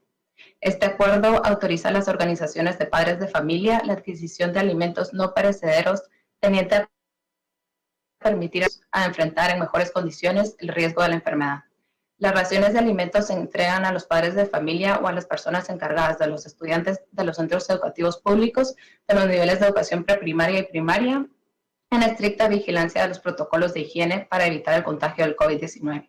Estos programas de alimentación escolar han beneficiado a 2.4 millones de estudiantes en el país, permitiendo éxito y permanencia escolar, mejor atención en clase y educación alimentaria y nutricional. Señor Presidente, el COVID-19 ha tenido efectos en el sistema educativo, afectando alrededor de 2.9 millones de estudiantes de 34.7 centros educativos públicos de Guatemala. Asimismo, ha afectado a estudiantes del sector privado de los diferentes niveles, modalidades y jornadas por la suspensión de clases. Parte de la población no cuenta con los recursos necesarios para hacer frente a la emergencia. Muchos tienen poco acceso a electricidad y conectividad y otros mecanismos para acceder a modalidades de educación virtual y tecnológica. Asimismo, que se han visto más afectados los niños, niñas y adolescentes indígenas que viven en el área rural del país, quienes viven en condiciones de pobreza y pobreza extrema y cuyos padres laboran en condiciones precarias en el sector informal y agrícola. El desafío es llegar a los rincones más lejanos del país que hoy aprenden en casa por diferentes medios y también sumar aliados que nos ayuden a eliminar la brecha digital para hacer posible que todos los niños y adolescentes tengan acceso a esta oportunidad educativa. Sin duda, deben realizarse todos los esfuerzos para cerrar la brecha digital y acelerar el avance hacia el cumplimiento del Objetivo de Desarrollo Sostenible 4, garantizar una educación inclusiva, equitativa y de calidad y promover las oportunidades de aprendizaje durante toda la vida para todos. En ese marco es fundamental el empeño y compromiso conjunto para garantizar que los niños, niñas, adolescentes y jóvenes de nuestra región tengan acceso a la educación. Los estados con las organizaciones internacionales, la sociedad civil y el sector privado generen acciones de preparación y respuesta mediante la articulación y optimización sinérgica de las acciones, planificación estratégica y mecanismos de coordinación, gestión de información y fortalecimiento de capacidades. Muchas gracias, señor presidente. Nous remercions la délégation du Guatemala. Maintenant, nous accordons la parole à la représentante permanente de Saint-Vincent et des Grenadines, l'ambassadrice Loanne Gilquist. Madame l'ambassadrice, vous avez la parole. Bonjour, Monsieur le Président. Bonjour. Merci. Congratulations on your chairmanship of the CIDI. Please count on our support, Chair. And we would like to express our gratitude to Ambassador Riyad Insanali for his chairmanship of the CIDI during the past period. Chair, I speak on behalf of the CARICOM group of ambassadors on this important theme, social resilience, retooling education in a post-COVID environment. I begin by thanking Dr. Vijay Kumar for his informative exposition of the subject. Chair, we acknowledge and express our gratitude for the work of the Executive Secretariat for Integral Development, notably for the adoption of the draft 2019 to 2022 work plan of the Inter-American Committee on Education on July 10, 2020, at the level of the Committee on Policies.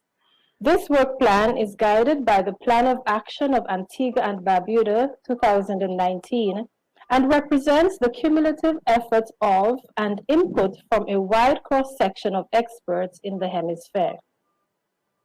Chair, the foundational principles of the Plan of Action and draft work plan are in line with Goal 4 of the Sustainable Development Goals 2030.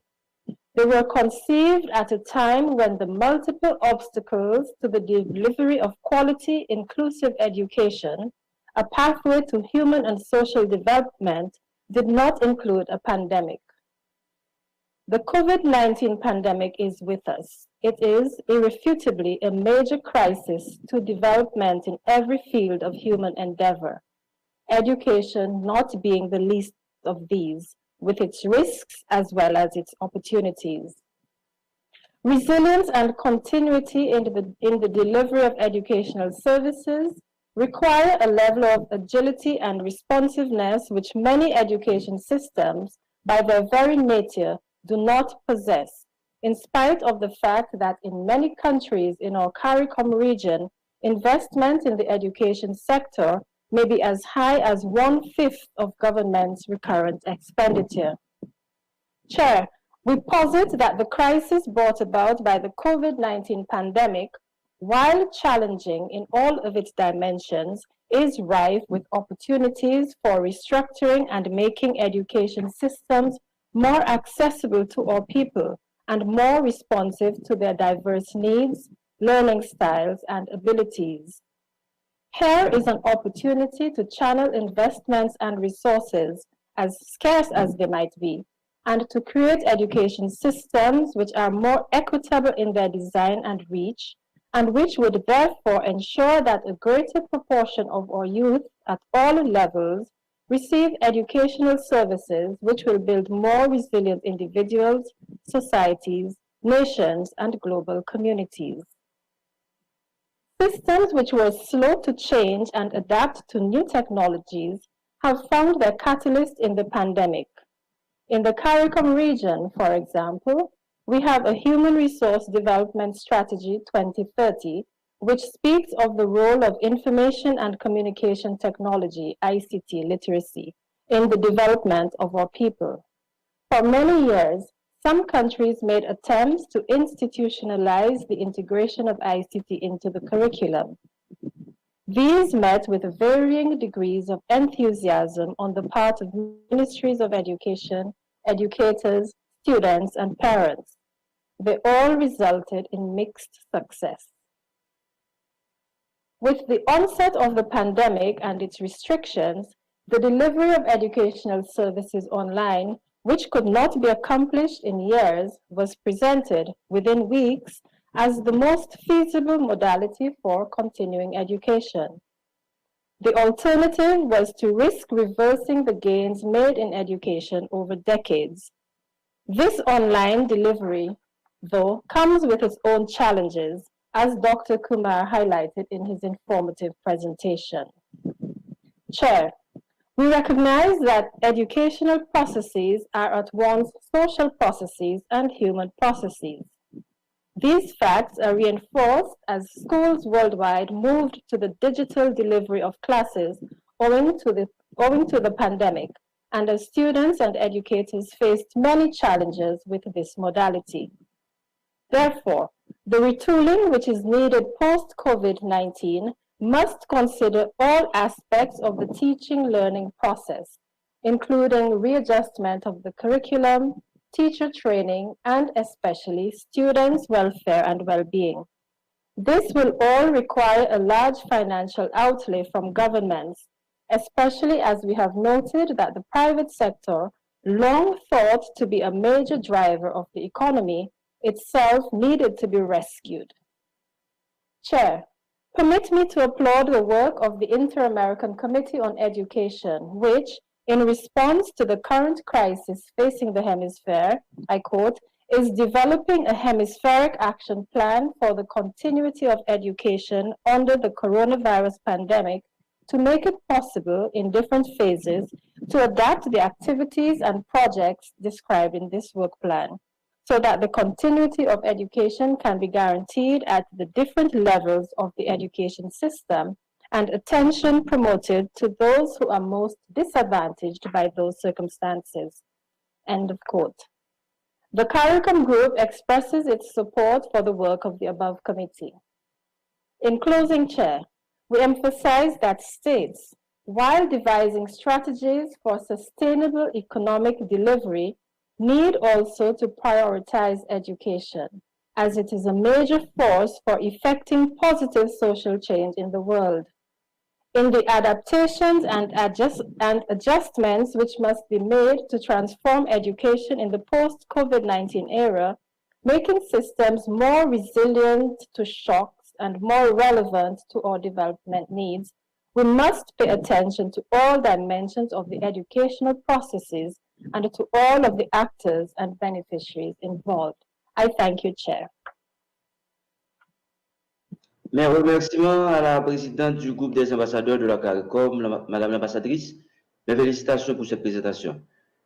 Maintenant, j'accorde la parole à la représentante permanente du Mexique, l'ambassadrice Luz Elena Baños. Madame l'ambassadrice, vous avez la parole. Muchas gracias, señor presidente. México agradece la presentación del doctor Kumar y desea compartir brevemente algunas experiencias de nuestro país para reforzar el derecho humano a la educación durante la pandemia del COVID-19. El gobierno mexicano impulsó diversas acciones para que la mayoría de los alumnos de todos los niveles educativos concluyeran con su aprendizaje en la última parte del ciclo escolar 2019-2020, de las cuales se destacan las siguientes. El programa Aprende en Casa, que transmite contenidos de educación preescolar, primaria, secundaria y bachillerato basados en los planes y programas de estudios de la Secretaría de Educación Pública Federal. Para su implementación se utilizaron 4 grandes medios de comunicación. El primero, los libros de texto gratuitos, cuya impresión para el actual ciclo escolar fue de 176 millones de ejemplares solo para la educación básica. El segundo, la televisión abierta. El tercero, radio y material educativo para las comunidades más apartadas. Y cuarto, Internet.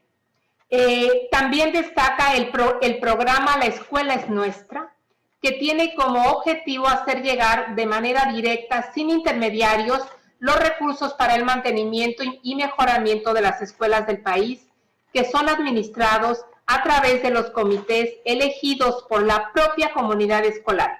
El programa que se abrió al inicio del nuevo gobierno busca dignificar las condiciones de las escuelas en que las niñas, niños y adolescentes del país reciban educación, agilizar la entrega de recursos, reactivar las economías locales y fomentar la participación activa de los padres y madres de familia. El regreso a las actividades académicas tras la pandemia se dará mediante un modelo híbrido, con clases presenciales y a distancia, de acuerdo con las necesidades de cada uno de los sistemas educativos estatales. En este modelo se aplicarán medidas para asegurar el bienestar de la comunidad escolar en su regreso a clases presenciales, siempre y cuando el semáforo epidemiológico del gobierno mexicano esté en color verde y en función de la evaluación y de la evolución de la pandemia en cada entidad federativa. Los pilares de esta estrategia son programas dirigidos a mejorar la alimentación de la niñez y la juventud, enseñar hábitos de higiene y limpieza y estimular la activación física y el deporte.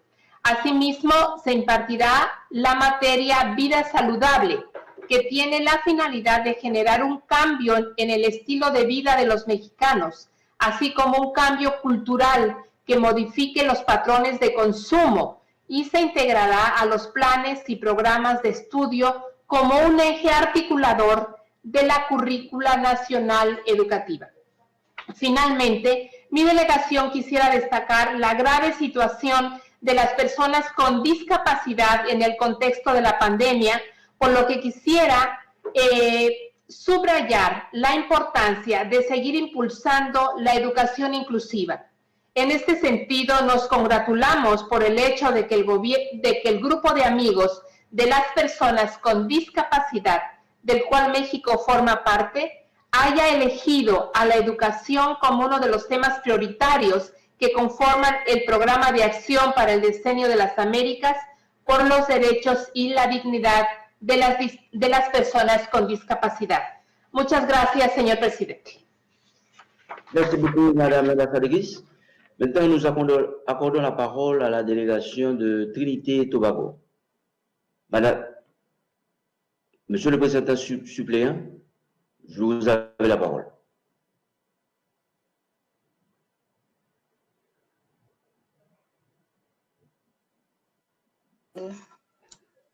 Good morning to... Mes excuses, Madame la représentante suppléante.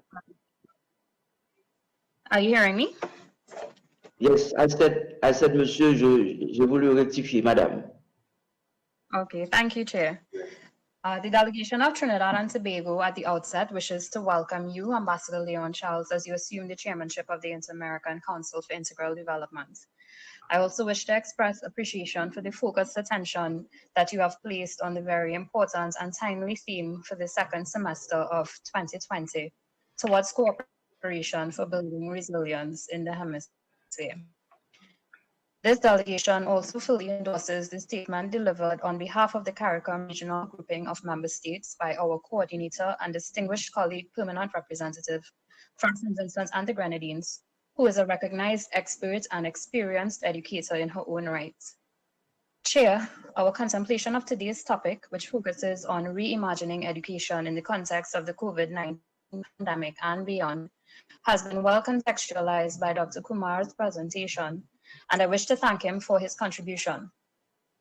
As we share our experiences with dealing with the effects of the pandemic, I wish to highlight some of the initiatives that the government of Trinidad and Tobago has undertaken regarding education in response to the catalyzing crisis presented by the pandemic. On March 16, 2020, all educational institutions in Trinidad and Tobago were closed in an effort to protect the health and well-being of both students and educators. While this directive was taken as an immediate measure to reduce the spread of the virus, it has also come at a high cost, In fact, the United Nations Educational, Scientific, and Cultural Organization, UNESCO, has stated, school closures carry high social and economic costs for people across communities. Their impact, however, is particularly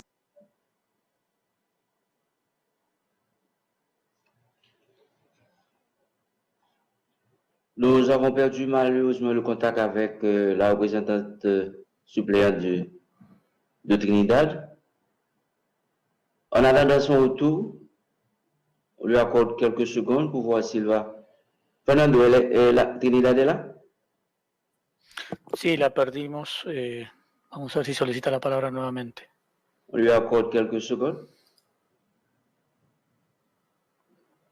No aún. Ok, maintenant, en attendant le retour de notre collègue de Trinité et Tobago. Ah, mais ok, d'accord. He's back.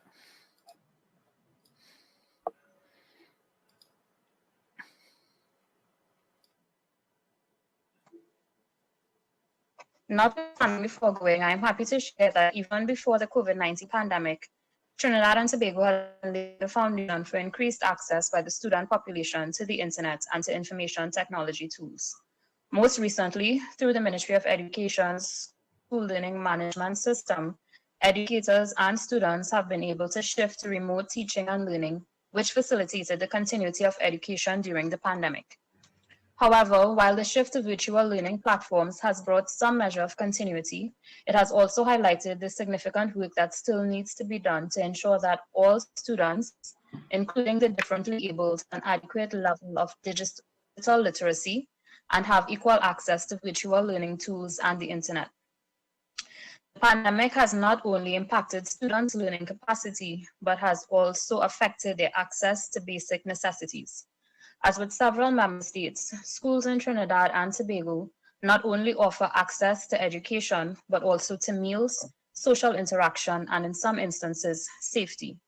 In recognizing the psychological impact that the closure of schools has on students, the Ministry of Education has launched virtual student support groups. These online support groups offer students access to assistance and support for mental health issues. The initiative also features a support group for parents, recognizing that school closures also have a significant impact on them. With respect to the provision of meals, the Ministry of Social Development and Family Services has offered food support to families with children registered to receive meals under the National School Feeding Program and who may not already receive government assistance for food supplies. In this way, students are still able to access nutritious meals despite being away from school, and their parents and guardians are not overly burdened financially. The delegation of Trinidad and Tobago takes this opportunity to recognize the efforts of the Executive Secretariat for Integral Development to assist member states in finding solutions to the challenges brought about by this pandemic. The webinars and workshops on the topic of education and virtual learning have been well received by officials of the Ministry of Education, and I encourage CIDI to continue its good work in this regard. In closing, Chair, I wish to emphasize the importance of an inclusive and integrative approach to building our collective and individual resilience, including the invaluable expertise in and exposure to remote teaching and online learning that is resident in our diaspora communities in technologically more advanced countries. As we rely more and more on digital and technological solutions for our recovery,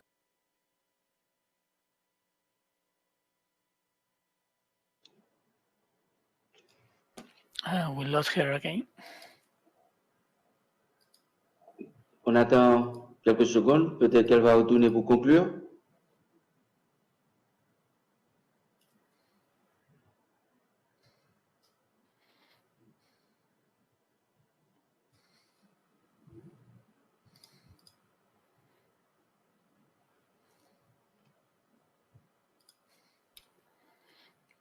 Yeah, she's not connected in the room yet.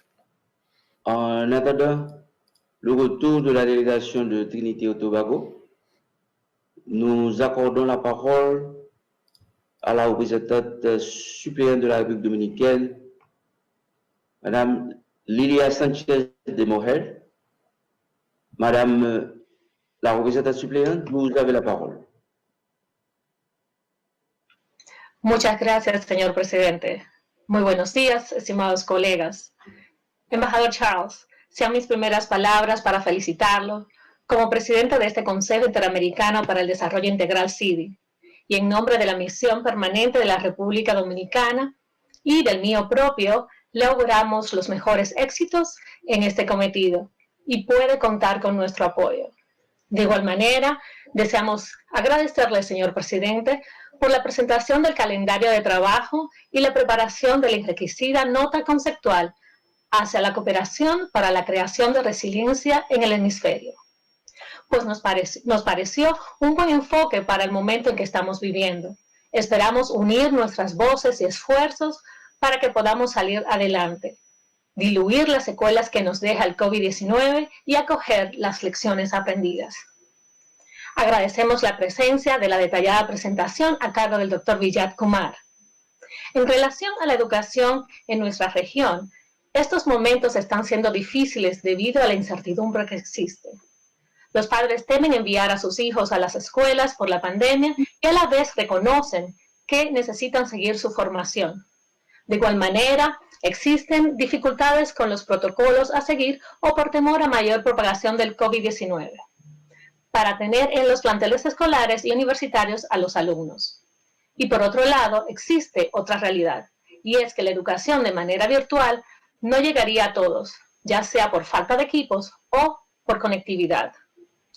Se han buscado otras alternativas para atacar la conectividad deficiente y la brecha tecnológica, recurriendo a los canales tradicionales de comunicación masiva, como es radio y televisión, para llegar a numerosos educandos. Ahora nos enfrentamos a un inicio de un año escolar y debemos de ser más creativos para poder realizar programas en formato audiovisual que se puedan utilizar por diversas vías de comunicación y elaborar materiales didácticos que se ajusten a esos tiempos y sobre todo que lleguen a todos. En la República Dominicana, como al igual que los demás países de la región, la pandemia del COVID-19 nos ha obligado a adaptarnos rápidamente a una realidad cambiante. Muchas de nuestras escuelas y universidades han migrado su actividad al Internet. Los estudiantes de básica y secundaria accedieron a las plataformas educativas puestas en marcha por el Ministerio de Educación o bien recibieron orientaciones y tutorías a través de redes sociales o de plataformas digitales para concluir el año escolar. De esta forma, los estudiantes no detuvieron su aprendizaje, sino que la continuaron desde sus propios hogares. Para hacer esto posible, el Ministerio de Educación habilitó el portal de educación en línea, que incluye recursos y guías pedagógicas para los 3 niveles educativos preuniversitarios, que son inicial, básica e intermedia. Además, facilitó el acceso a varias herramientas, entre las que destaca EduPlan, una plataforma digital que permite a los docentes programar actividades, planificar clases y tener a su disposición instrumentos de evaluación y recursos didácticos. También los jóvenes y adultos cursaron a través de la Escuela Radiofónica Santa María estudios básicos y medios. Igualmente pudieron acceder a través del portal al programa Informática Prepara, un espacio digital que reúne una serie de videos educativos sobre principios básicos de informática. Señor presidente, no obstante, el recrudecimiento de la pandemia pudiera afectar este año escolar que se aproxima, las autoridades dominicanas, como las demás de nuestro hemisferio, están estudiando cuál sería la mejor forma de llevar la educación a los educandos. Nos falta un trecho por recorrer a todos, pero lo lograremos. Muchas gracias. Merci beaucoup à notre collègue de la République dominicaine. Maintenant, nous accordons la parole à la représentante suppléante de la Colombie. Madame la représentante suppléante, Carolina Schlesinger, vous avez la parole.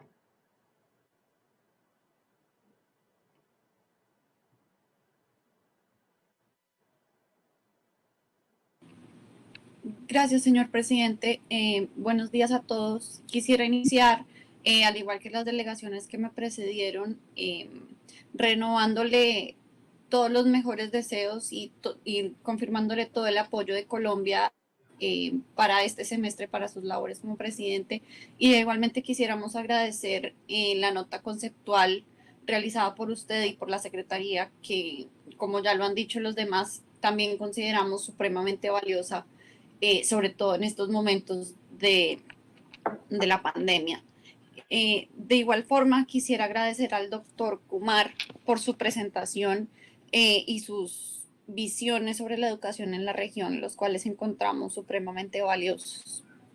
En Colombia se ha evidenciado que los retos más importantes que se enfrentan en el país se encuentran concentrados en el mejoramiento de la calidad educativa y garantizar trayectorias educativas completas de niños, niñas, adolescentes y jóvenes desde la primera infancia hasta el nivel superior, con medidas que faciliten el acceso y promuevan la permanencia de los estudiantes. Asimismo, aún existen muchas deudas históricas en la educación, debido a la necesidad de mejorar la calidad educativa para el mejoramiento de prácticas y aprendizajes en todos los niveles y grados y garantizar el acceso a la totalidad de los niños, niñas y adolescentes y la permanencia, especialmente en las zonas rurales donde se presentan los niveles más altos de abandono escolar.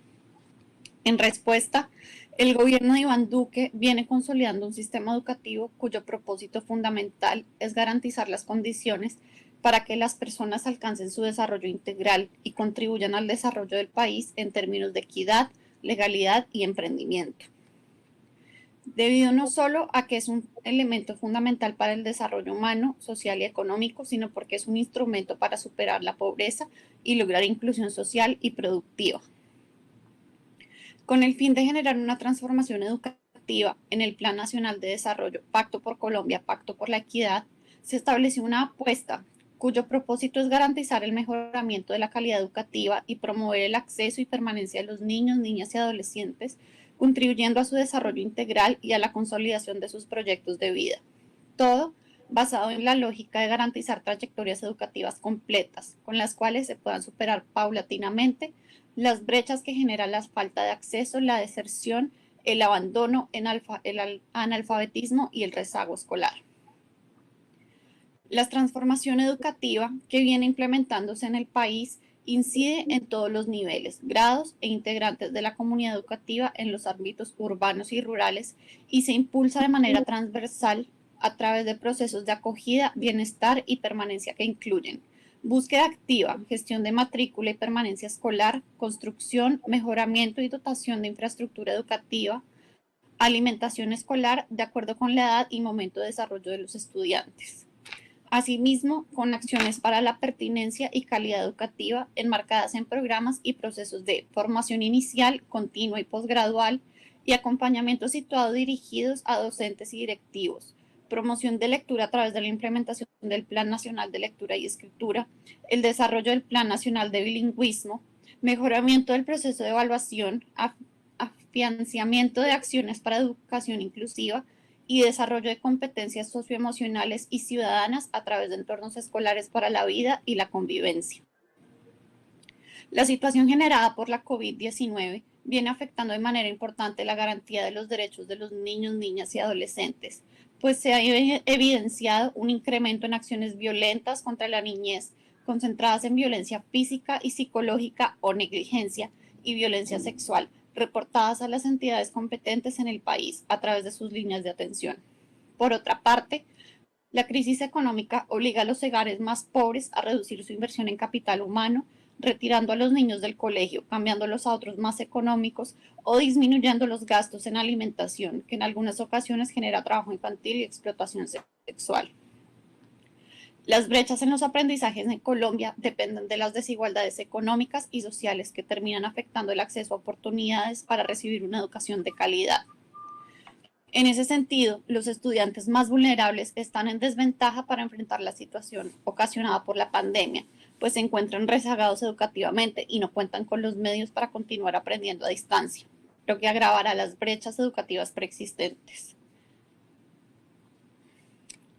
Con respecto a la deserción y abandono escolar, se ha evidenciado que el riesgo de que los estudiantes abandonen sus estudios es más alto, debido a que muchos no cuentan con los recursos y o herramientas necesarias para mantener una educación en casa y porque algunos estudiantes se movieron de su ubicación original, mudándose a otros municipios y en el caso de los migrantes matriculados en Colombia, que decidieron cruzar la frontera con sus padres y regresar a sus lugares de origen.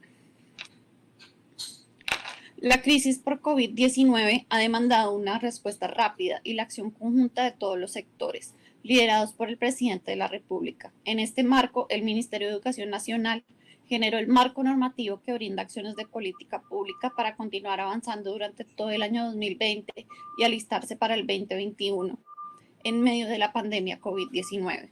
En ese sentido, Colombia ha venido adecuando sus apuestas estratégicas incluidas en el Plan Nacional de Desarrollo para que se adapten a las nuevas circunstancias y puedan generarse las acciones pertinentes que para enfrentar la situación.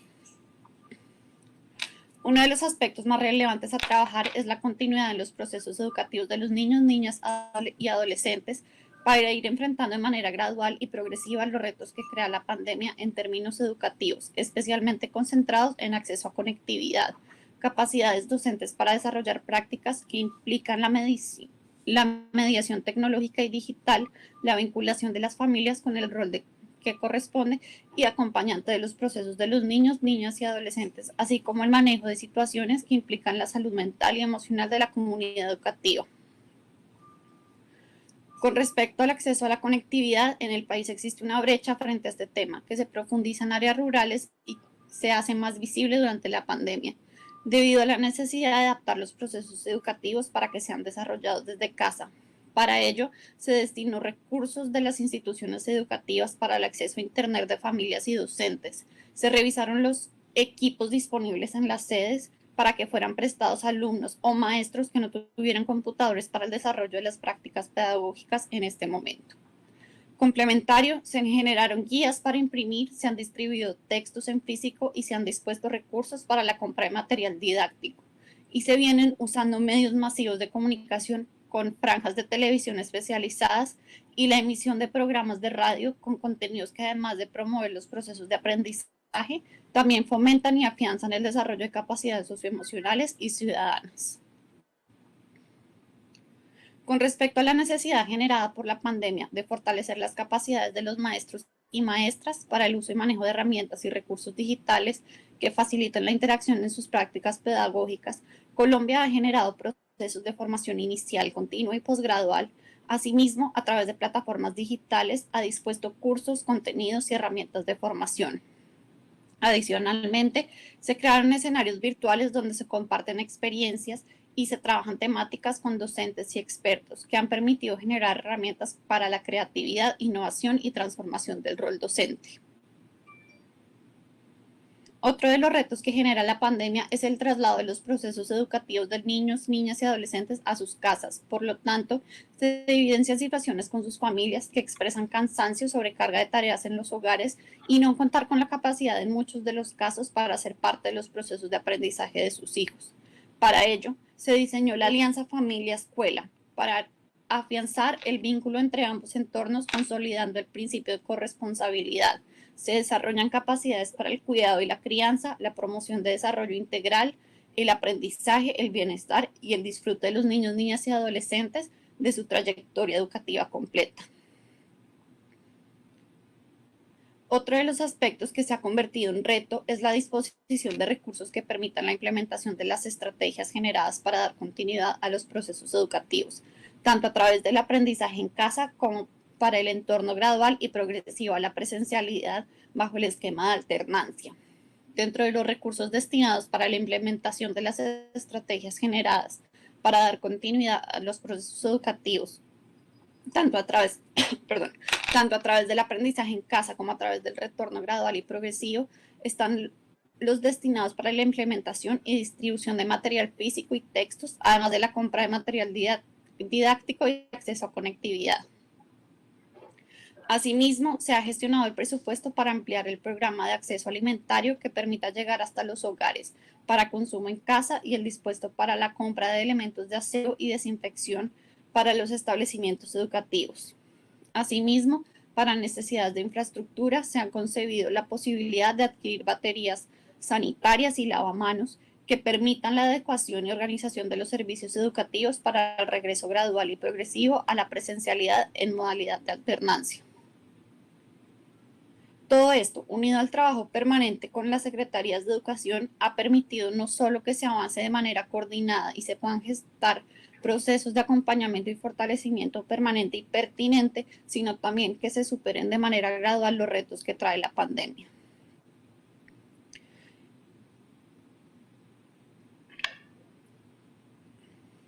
Muchas gracias.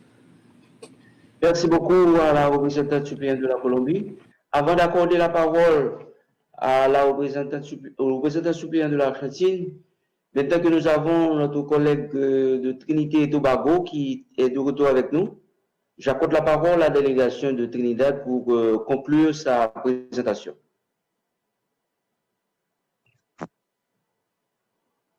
Thank you, Chair, for the opportunity to finish my delegation statement. And it's very brief. And in closing, I wish to emphasize the importance of an inclusive and integrative approach to building our collective and individual resilience, including the expertise in and exposure to remote teaching and online learning that is resident in our diaspora communities in technologically more advanced countries. As we rely more and more on digital and technological solutions for our recovery efforts, I wish to underscore the importance of collective action and cooperation. It is through the sharing of experiences and best practices that we can all move closer toward the goal of rebuilding our economies, education systems, and a more resilient way of life. The delegation of Trinidad and Tobago stands willing and ready to work with member states, permanent observers, and the General Secretariat in this endeavor. Thank you, Chair.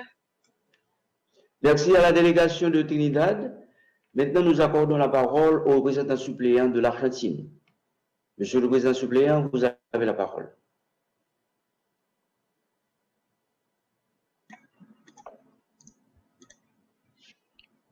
Señor presidente, muchas gracias. En primer lugar, lo felicito por su asunción y desde la misión argentina le deseamos los mayores éxitos. Tomo la palabra para agradecer la inclusión de este tema que es tan central en el orden del día de la sesión de este Consejo. Y agradezco la valiosa presentación tanto del doctor Kumar como de las delegaciones que me han precedido. En aras de optimizar el tiempo que tenemos, les informo que las medidas que la República Argentina han adoptado en este ámbito están disponibles tanto en la página web del Ministerio de Educación como en el portal educativo de las Américas. Los invito a visitarlos para interiorizarse en ello. Aprovecho también la oportunidad para reafirmar el compromiso argentino en este ámbito tan vital para nuestras sociedades. Es por eso que acompañamos tanto las actividades de la CIDI como de la Comisión Interamericana de Educación. En este sentido, destaco especialmente la importancia que le asignamos al próximo Foro Global de Futuros Educativos, del cual participarán las autoridades educativas argentinas, y esperamos en este marco encontrar al resto de las delegaciones. Muchas gracias, señor presidente. Merci pour cette brève présentation. Maintenant, nous accordons la parole au représentant permanent de l'Équateur, l'ambassadeur Carlos Hativa. Monsieur l'ambassadeur, vous avez la parole.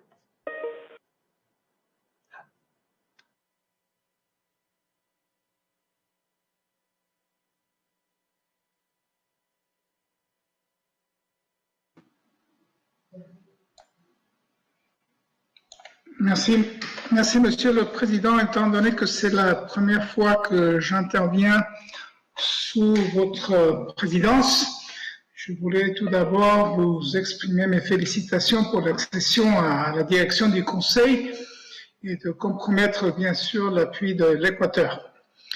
Al agradecer al señor Vijay Kumar por su ilustrativa intervención, mi delegación destaca que la emergencia sanitaria, las medidas de confinamiento para contener la propagación del virus, acompañadas de la agravación de la crisis económica, han producido graves consecuencias sociales al impedir que los niños, niñas y adolescentes, así como sus maestros, puedan cumplir sus actividades educativas en un ambiente adecuado, como son los centros de enseñanza. El COVID-19 ha evidenciado la desigualdad en el acceso a la educación y la brecha tecnológica existente en la región. De acuerdo con cifras de las Naciones Unidas, el confinamiento ha impactado a más de 1.300 millones de estudiantes en el mundo. UNICEF, por su parte, ha advertido que mientras más tiempo permanezcan cerradas las instituciones educativas, aumentará la probabilidad de que los menores en mayor situación de vulnerabilidad interrumpan sus estudios, así como se incrementará el riesgo de uniones tempranas, de violencia de género o intrafamiliar, embarazos de adolescentes y hasta uso de drogas y alcohol. Como parte de la emergencia sanitaria declarada por el presidente Lenín Moreno, se elaboró el Plan Educativo COVID-19 a fin de garantizar el acceso a la educación a nivel nacional. A partir de la crisis sanitaria, el Ministerio de Educación desarrolla la planificación de 3 estrategias diferenciadas y un proyecto subsidiario para garantizar la educación a nivel nacional.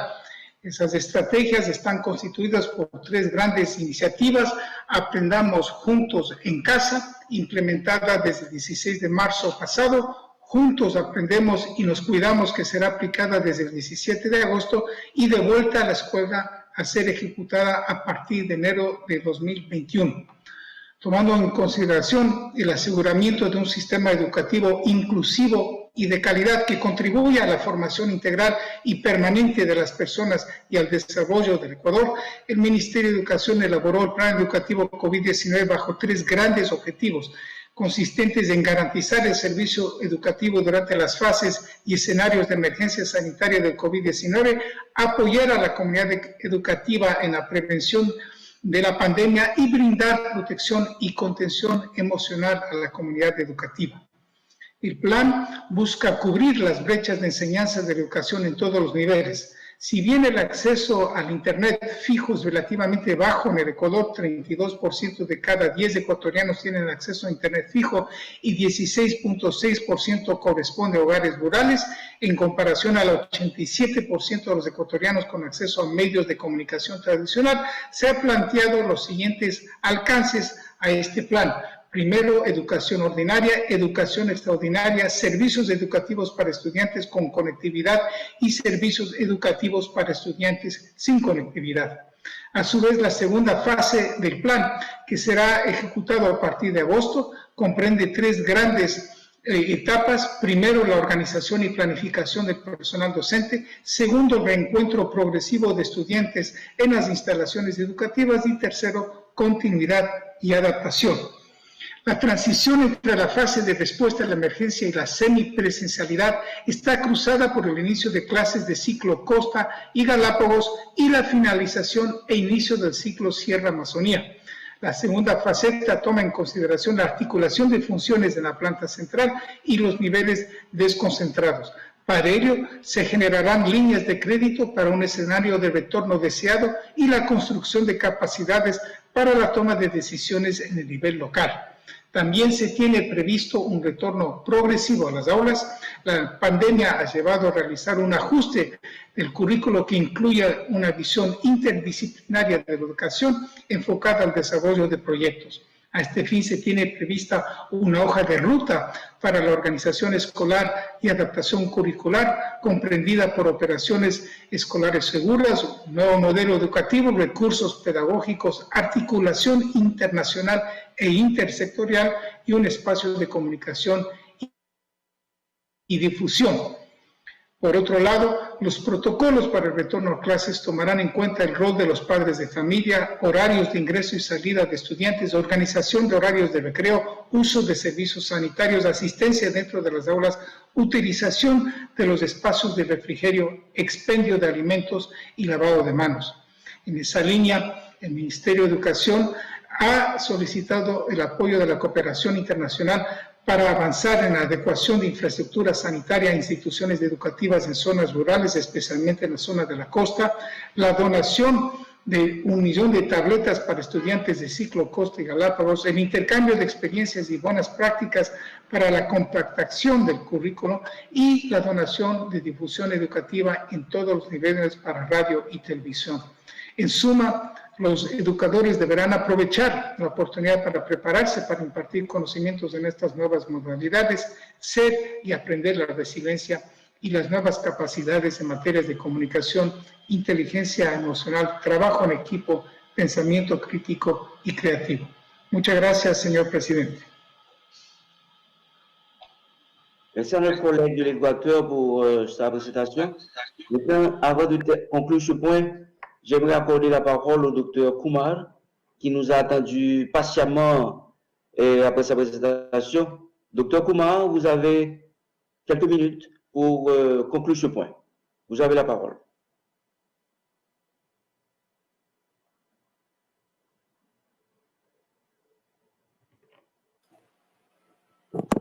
Dr. Kumar, you have to request, you have to open your mic and your camera.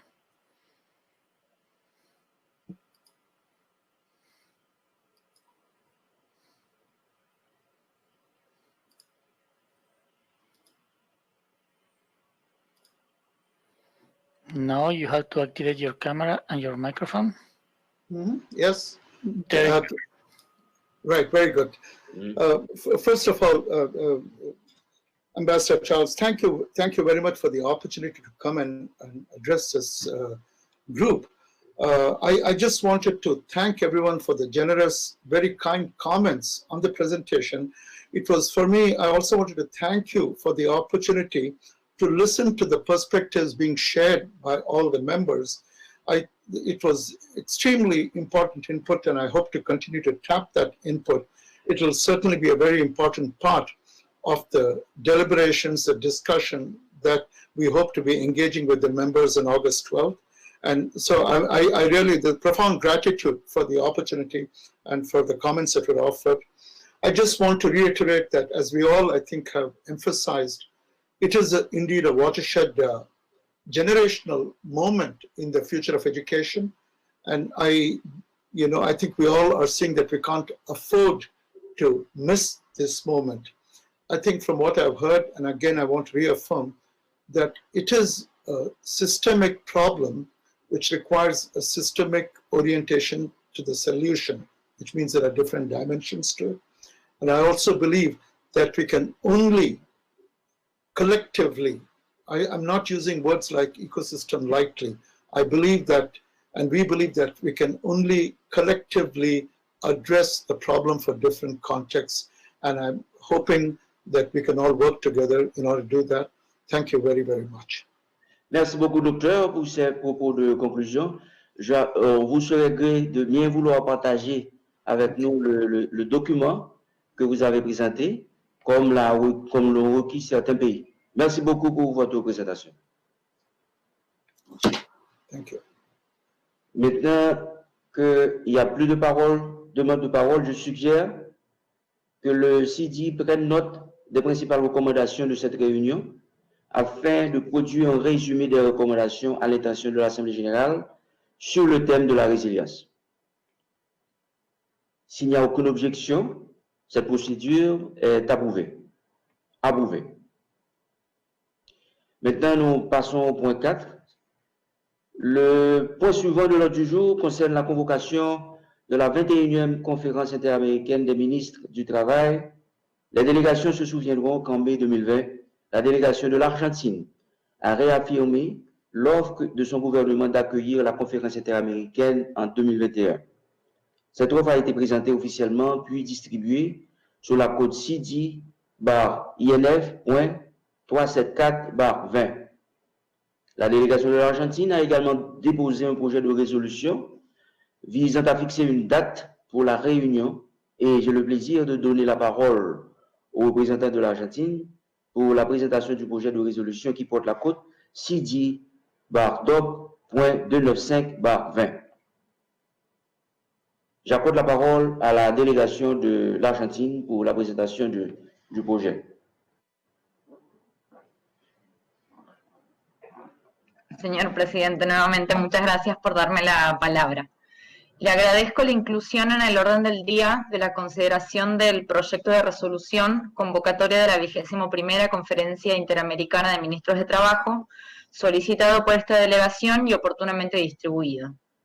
Tal cual usted ha mencionado, y como recordarán, en la sesión de este Consejo del pasado 28 de mayo, la delegación argentina anunció que en la reunión del 22 de mayo, tanto los gobiernos que lideran la conferencia, Barbados, México, Ecuador, Brasil, Chile, Canadá y Costa Rica, y los presidentes de los dos órganos consultivos de la misma, COSAT y CEATAL, han coincidido en que la reunión ministerial no debería llevarse a cabo de modo virtual, por lo que se decidió su celebración en el mes de septiembre de 2021 en la República Argentina. Con posterioridad, y mediante nota del Ministro de Trabajo, Empleo y Seguridad Social de la República Argentina, esta misión permanente ha informado la propuesta de llevar a cabo la 21ª Conferencia Interamericana de Ministros de Trabajo los días 22, 23 y 24 de septiembre de 2021.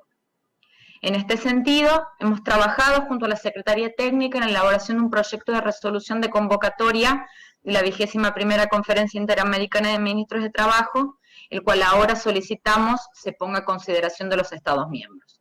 Muchas gracias, señor presidente. Merci de votre exposé, Madame la représentante suppléante de l'Argentine. Nous prenons note de l'amendement proposé. Je donne maintenant la parole aux délégations qui souhaitent se prononcer sur l'intervention de la représentante suppléante de l'Argentine.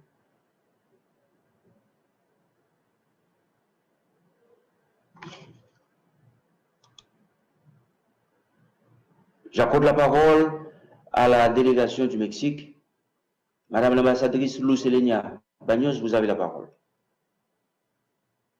Gracias, señor presidente. Solamente para manifestar que nuestra delegación acompaña el proyecto de resolución propuesto por Argentina. Merci.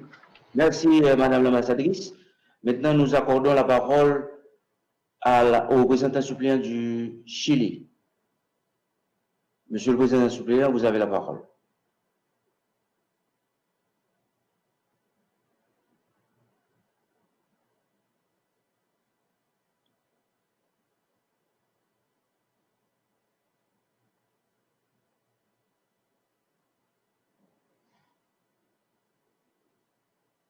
Fernando, ¿Chile está en línea? ¿Está en línea? Sí, está demorando en entrar. Ya le acepté la palabra, pero se demora un poco en entrar.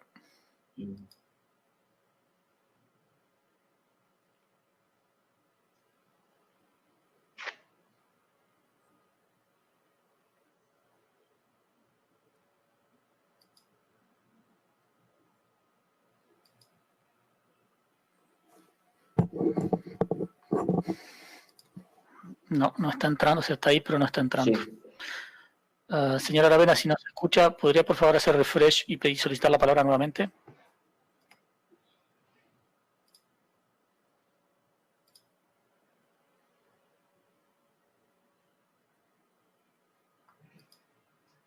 Ok, ahí solicito nuevamente.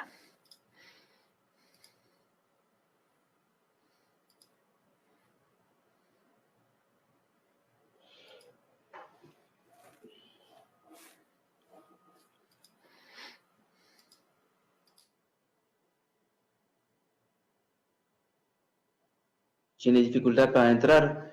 Sí. Sí.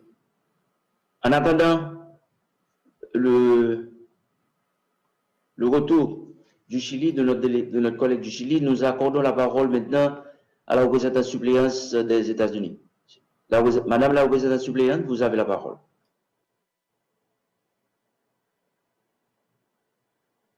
Thank you very much, Mr. Chair. The United States has long been supportive of the work of the Inter-American Conference of Ministers of Labor, which is the oldest sectoral meeting of the OAS. In these challenging times, more than ever, continued discussion and decision-making regarding policy priorities and actions on labor issues is crucial to a positive economic recovery in the region. We thank Argentina for its commitment to hold the regular meeting of this group in Buenos Aires in September 2021, and we support the resolution that they presented today.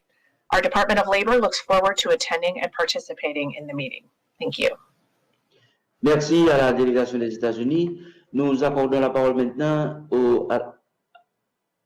à la délégation de l'Équateur.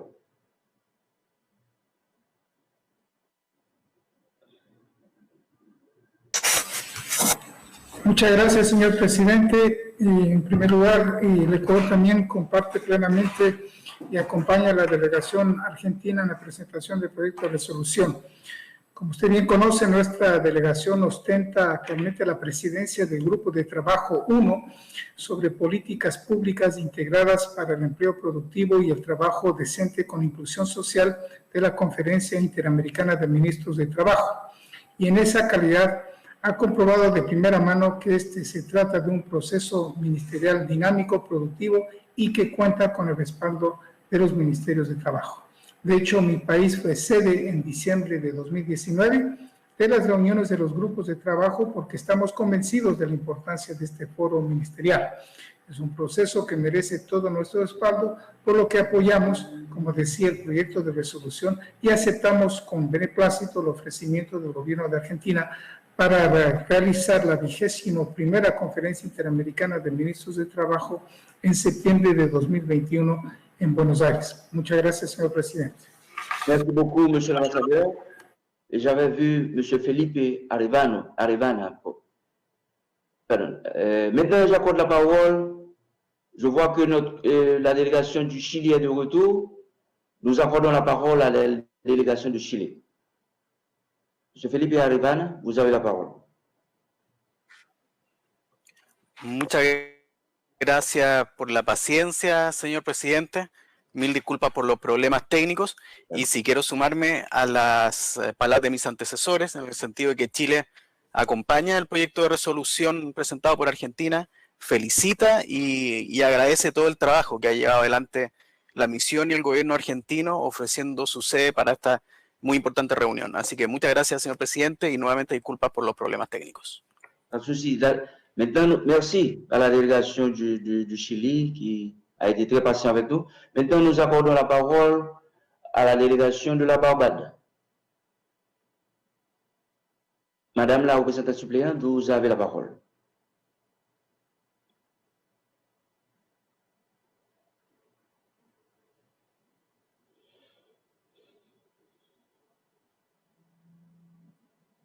Thank you, Chair. I just wanted to take the floor to just indicate that my delegation fully supports the adoption of this resolution presented by the delegation of Argentina on the convocation of the 21st Inter-American Conference of Ministers of Labor, as was agreed when the authorities met on May 22nd, meeting which my delegation would have chaired.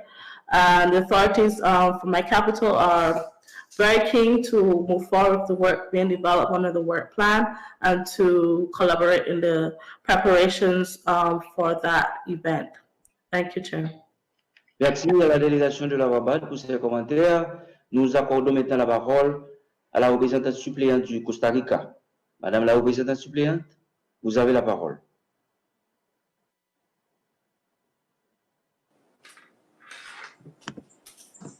Muchas gracias, señor presidente. En primera instancia, indicar que nuestra embajadora está teniendo problemas técnicos, por lo cual tomo la palabra, no sin antes augurarle lo mejor en esta presidencia y pues desde luego que cuente con Costa Rica para el trabajo conjunto que tenemos que realizar en este consejo.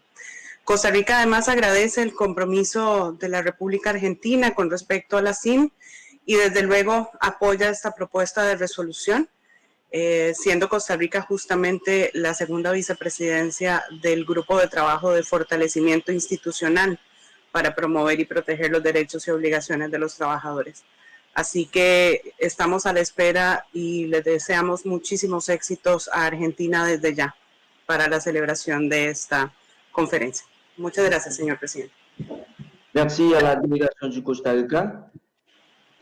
Ne voyant aucune autre demande de prise de parole, je considère que nous convenons d'approuver le projet de résolution déposé par la délégation de l'Argentine. Aucune objection n'a été formulée, le projet de résolution est approuvé pour la convocation de la 21e conférence interaméricaine des ministres du Travail du 22 au 24 septembre 2021 à Buenos Aires, en Argentine. Approuvé. Chers collègues, nous avons ainsi terminé l'examen des points inscrits à l'ordre du jour de cette réunion. Et je donne maintenant la parole à toute délégation qui souhaite porter toute autre question à l'attention du Conseil.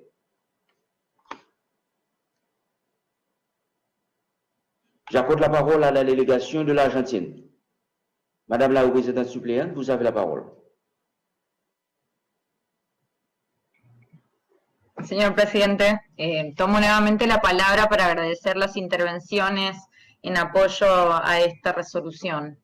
También aprovecho la oportunidad para anunciar que con el apoyo de la Secretaría Técnica y en consulta permanente con las autoridades, nos encontramos revisando el temario de la 21ª reunión de la CIM, el cual será oportunamente presentado ante este Consejo.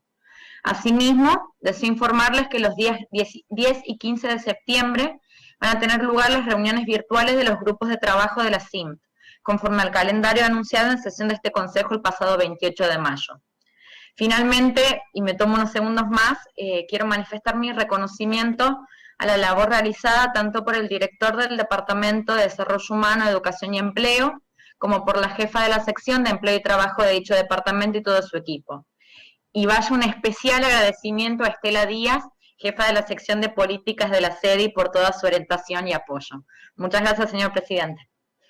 Merci à la délégation d'Argentine et nos félicitations pour la tenue de la prochaine réunion qui va se tenir chez vous en Argentine. Nous accordons la parole maintenant à la représentante permanente du Mexique, l'ambassadrice Luz Helena Baños. Madame l'ambassadrice, vous avez la parole. Muchas gracias, señor presidente. Mi delegación quisiera brevemente reiterar la convocatoria a la reunión extraordinaria de la Comisión Interamericana de Turismo, CITUR, que se llevará a cabo el próximo 14 de agosto, encabezada por el secretario de Turismo de México en su calidad de presidente de esta comisión. Se busca generar un trabajo conjunto con todos los países del hemisferio para impulsar un turismo más seguro, inclusivo, resiliente y profesionalizado. Al respecto, mi misión ha solicitado al secretariado su apoyo para distribuir los documentos adicionales sobre la reunión y estamos a su disposición para cualquier comentario. Muchas gracias, señor presidente. Merci à la délégation du Mexique, madame l'ambassadrice. Bonne entreprise de votre demande. Maintenant, nous accordons la parole à la représentante suppléante des États-Unis. Madame la représentante suppléante, vous avez la parole. Thank you very much, Mr. Chair, and to my colleagues. If I may, I just wanted to take a moment to update the Council on some initiatives that the United States is undertaking to foster cultural cooperation in the region. Last month, we supported CIDI as it concluded a $3 million program funded by the U.S. mission to the OAS to promote heritage economies in the Caribbean. We are pleased that the project included lasting outputs such as strengthened heritage legislation, an active Caribbean heritage network, heritage studies in higher education, heritage site inventories, and more. Beyond the OAS, as a party to the 1970 UNESCO Convention on the Means of Prohibiting and Preventing the Illicit Import, Export, and Transfer of Ownership of Cultural Property, the United States strives to protect cultural property from the threats of pillage and trafficking. The State Department's Bureau of Educational and Cultural Affairs implements our obligations under the Convention, either through emergency actions or bilateral cultural property agreements. In the Western Hemisphere, these cultural properties agreements will remain in force with Belize, Bolivia, Colombia, Ecuador, El Salvador, Guatemala, Honduras, and Peru. We are working with Chile and Costa Rica on new agreements, and where conditions warrant, we look forward to concluding additional agreements with other states parties. To conclude, we are also pleased to announce that the State Department's Ambassadors Fund for Cultural Preservation recently selected new cultural heritage preservation projects for the Bahamas, Bolivia, and 2 other countries, bringing our investment in cultural heritage in the hemisphere under this program to $14 million to date. We would be happy to share more information with delegations about these programs, should you wish to learn more. Thank you very much. Merci à la délégation des États-Unis. Je vous assure que vous aurez beaucoup plus de demandes dans ce domaine. Nous accordons la parole maintenant à la représentante suppléante du Costa Rica, l'ambassadrice Solano Carboni. Madame l'ambassadrice, la parole vous est accordée. Merci, Monsieur le Président. Tout d'abord, je veux vous saluer dans à votre présidence. Et comme l'avait dit ma collègue, évidemment, j'ai des problèmes techniques, mais vous pouvez compter sur l'appui de la délégation du Costa Rica pour votre plan de travail. Costa Rica nada más quiere tomar la palabra muy brevemente para agradecer a México en su calidad de presidente de CITUR por la convocatoria a esta reunión extraordinaria de la que mi país será parte en busca del intercambio de las experiencias de los países en el sector y el trabajo conjunto para mitigar los efectos de la pandemia en un sector que ha sido profundamente afectado desde el día 1 que nos enfrentamos a esta situación. Muchísimas gracias, señor presidente. Merci beaucoup, Madame l'ambassadrice, pour ce bref commentaire. Avant de fermer la séance d'aujourd'hui, je voudrais présenter mes remerciements à tous les pays qui ont bien voulu participer à cette séance. En tant que première séance de notre présidence du Conseil permanent, ça a été, j'ai beaucoup apprécié votre participation. Mais je vous annonce de ce pas que la prochaine rencontre du Conseil va se tenir le 25 août et le thème de la rencontre va être l'insécurité alimentaire. Donc, je vous invite tous à nous rejoindre et à préparer vos arguments pour que ce jour-là, on ait un débat assez intéressant sur ce point et assez intéressant pour les pays de la région. Merci de votre participation. L'ordre du jour étant épuisé, la séance est levée. Merci à tous. Merci beaucoup à Madame Aubert. Merci à Fernando.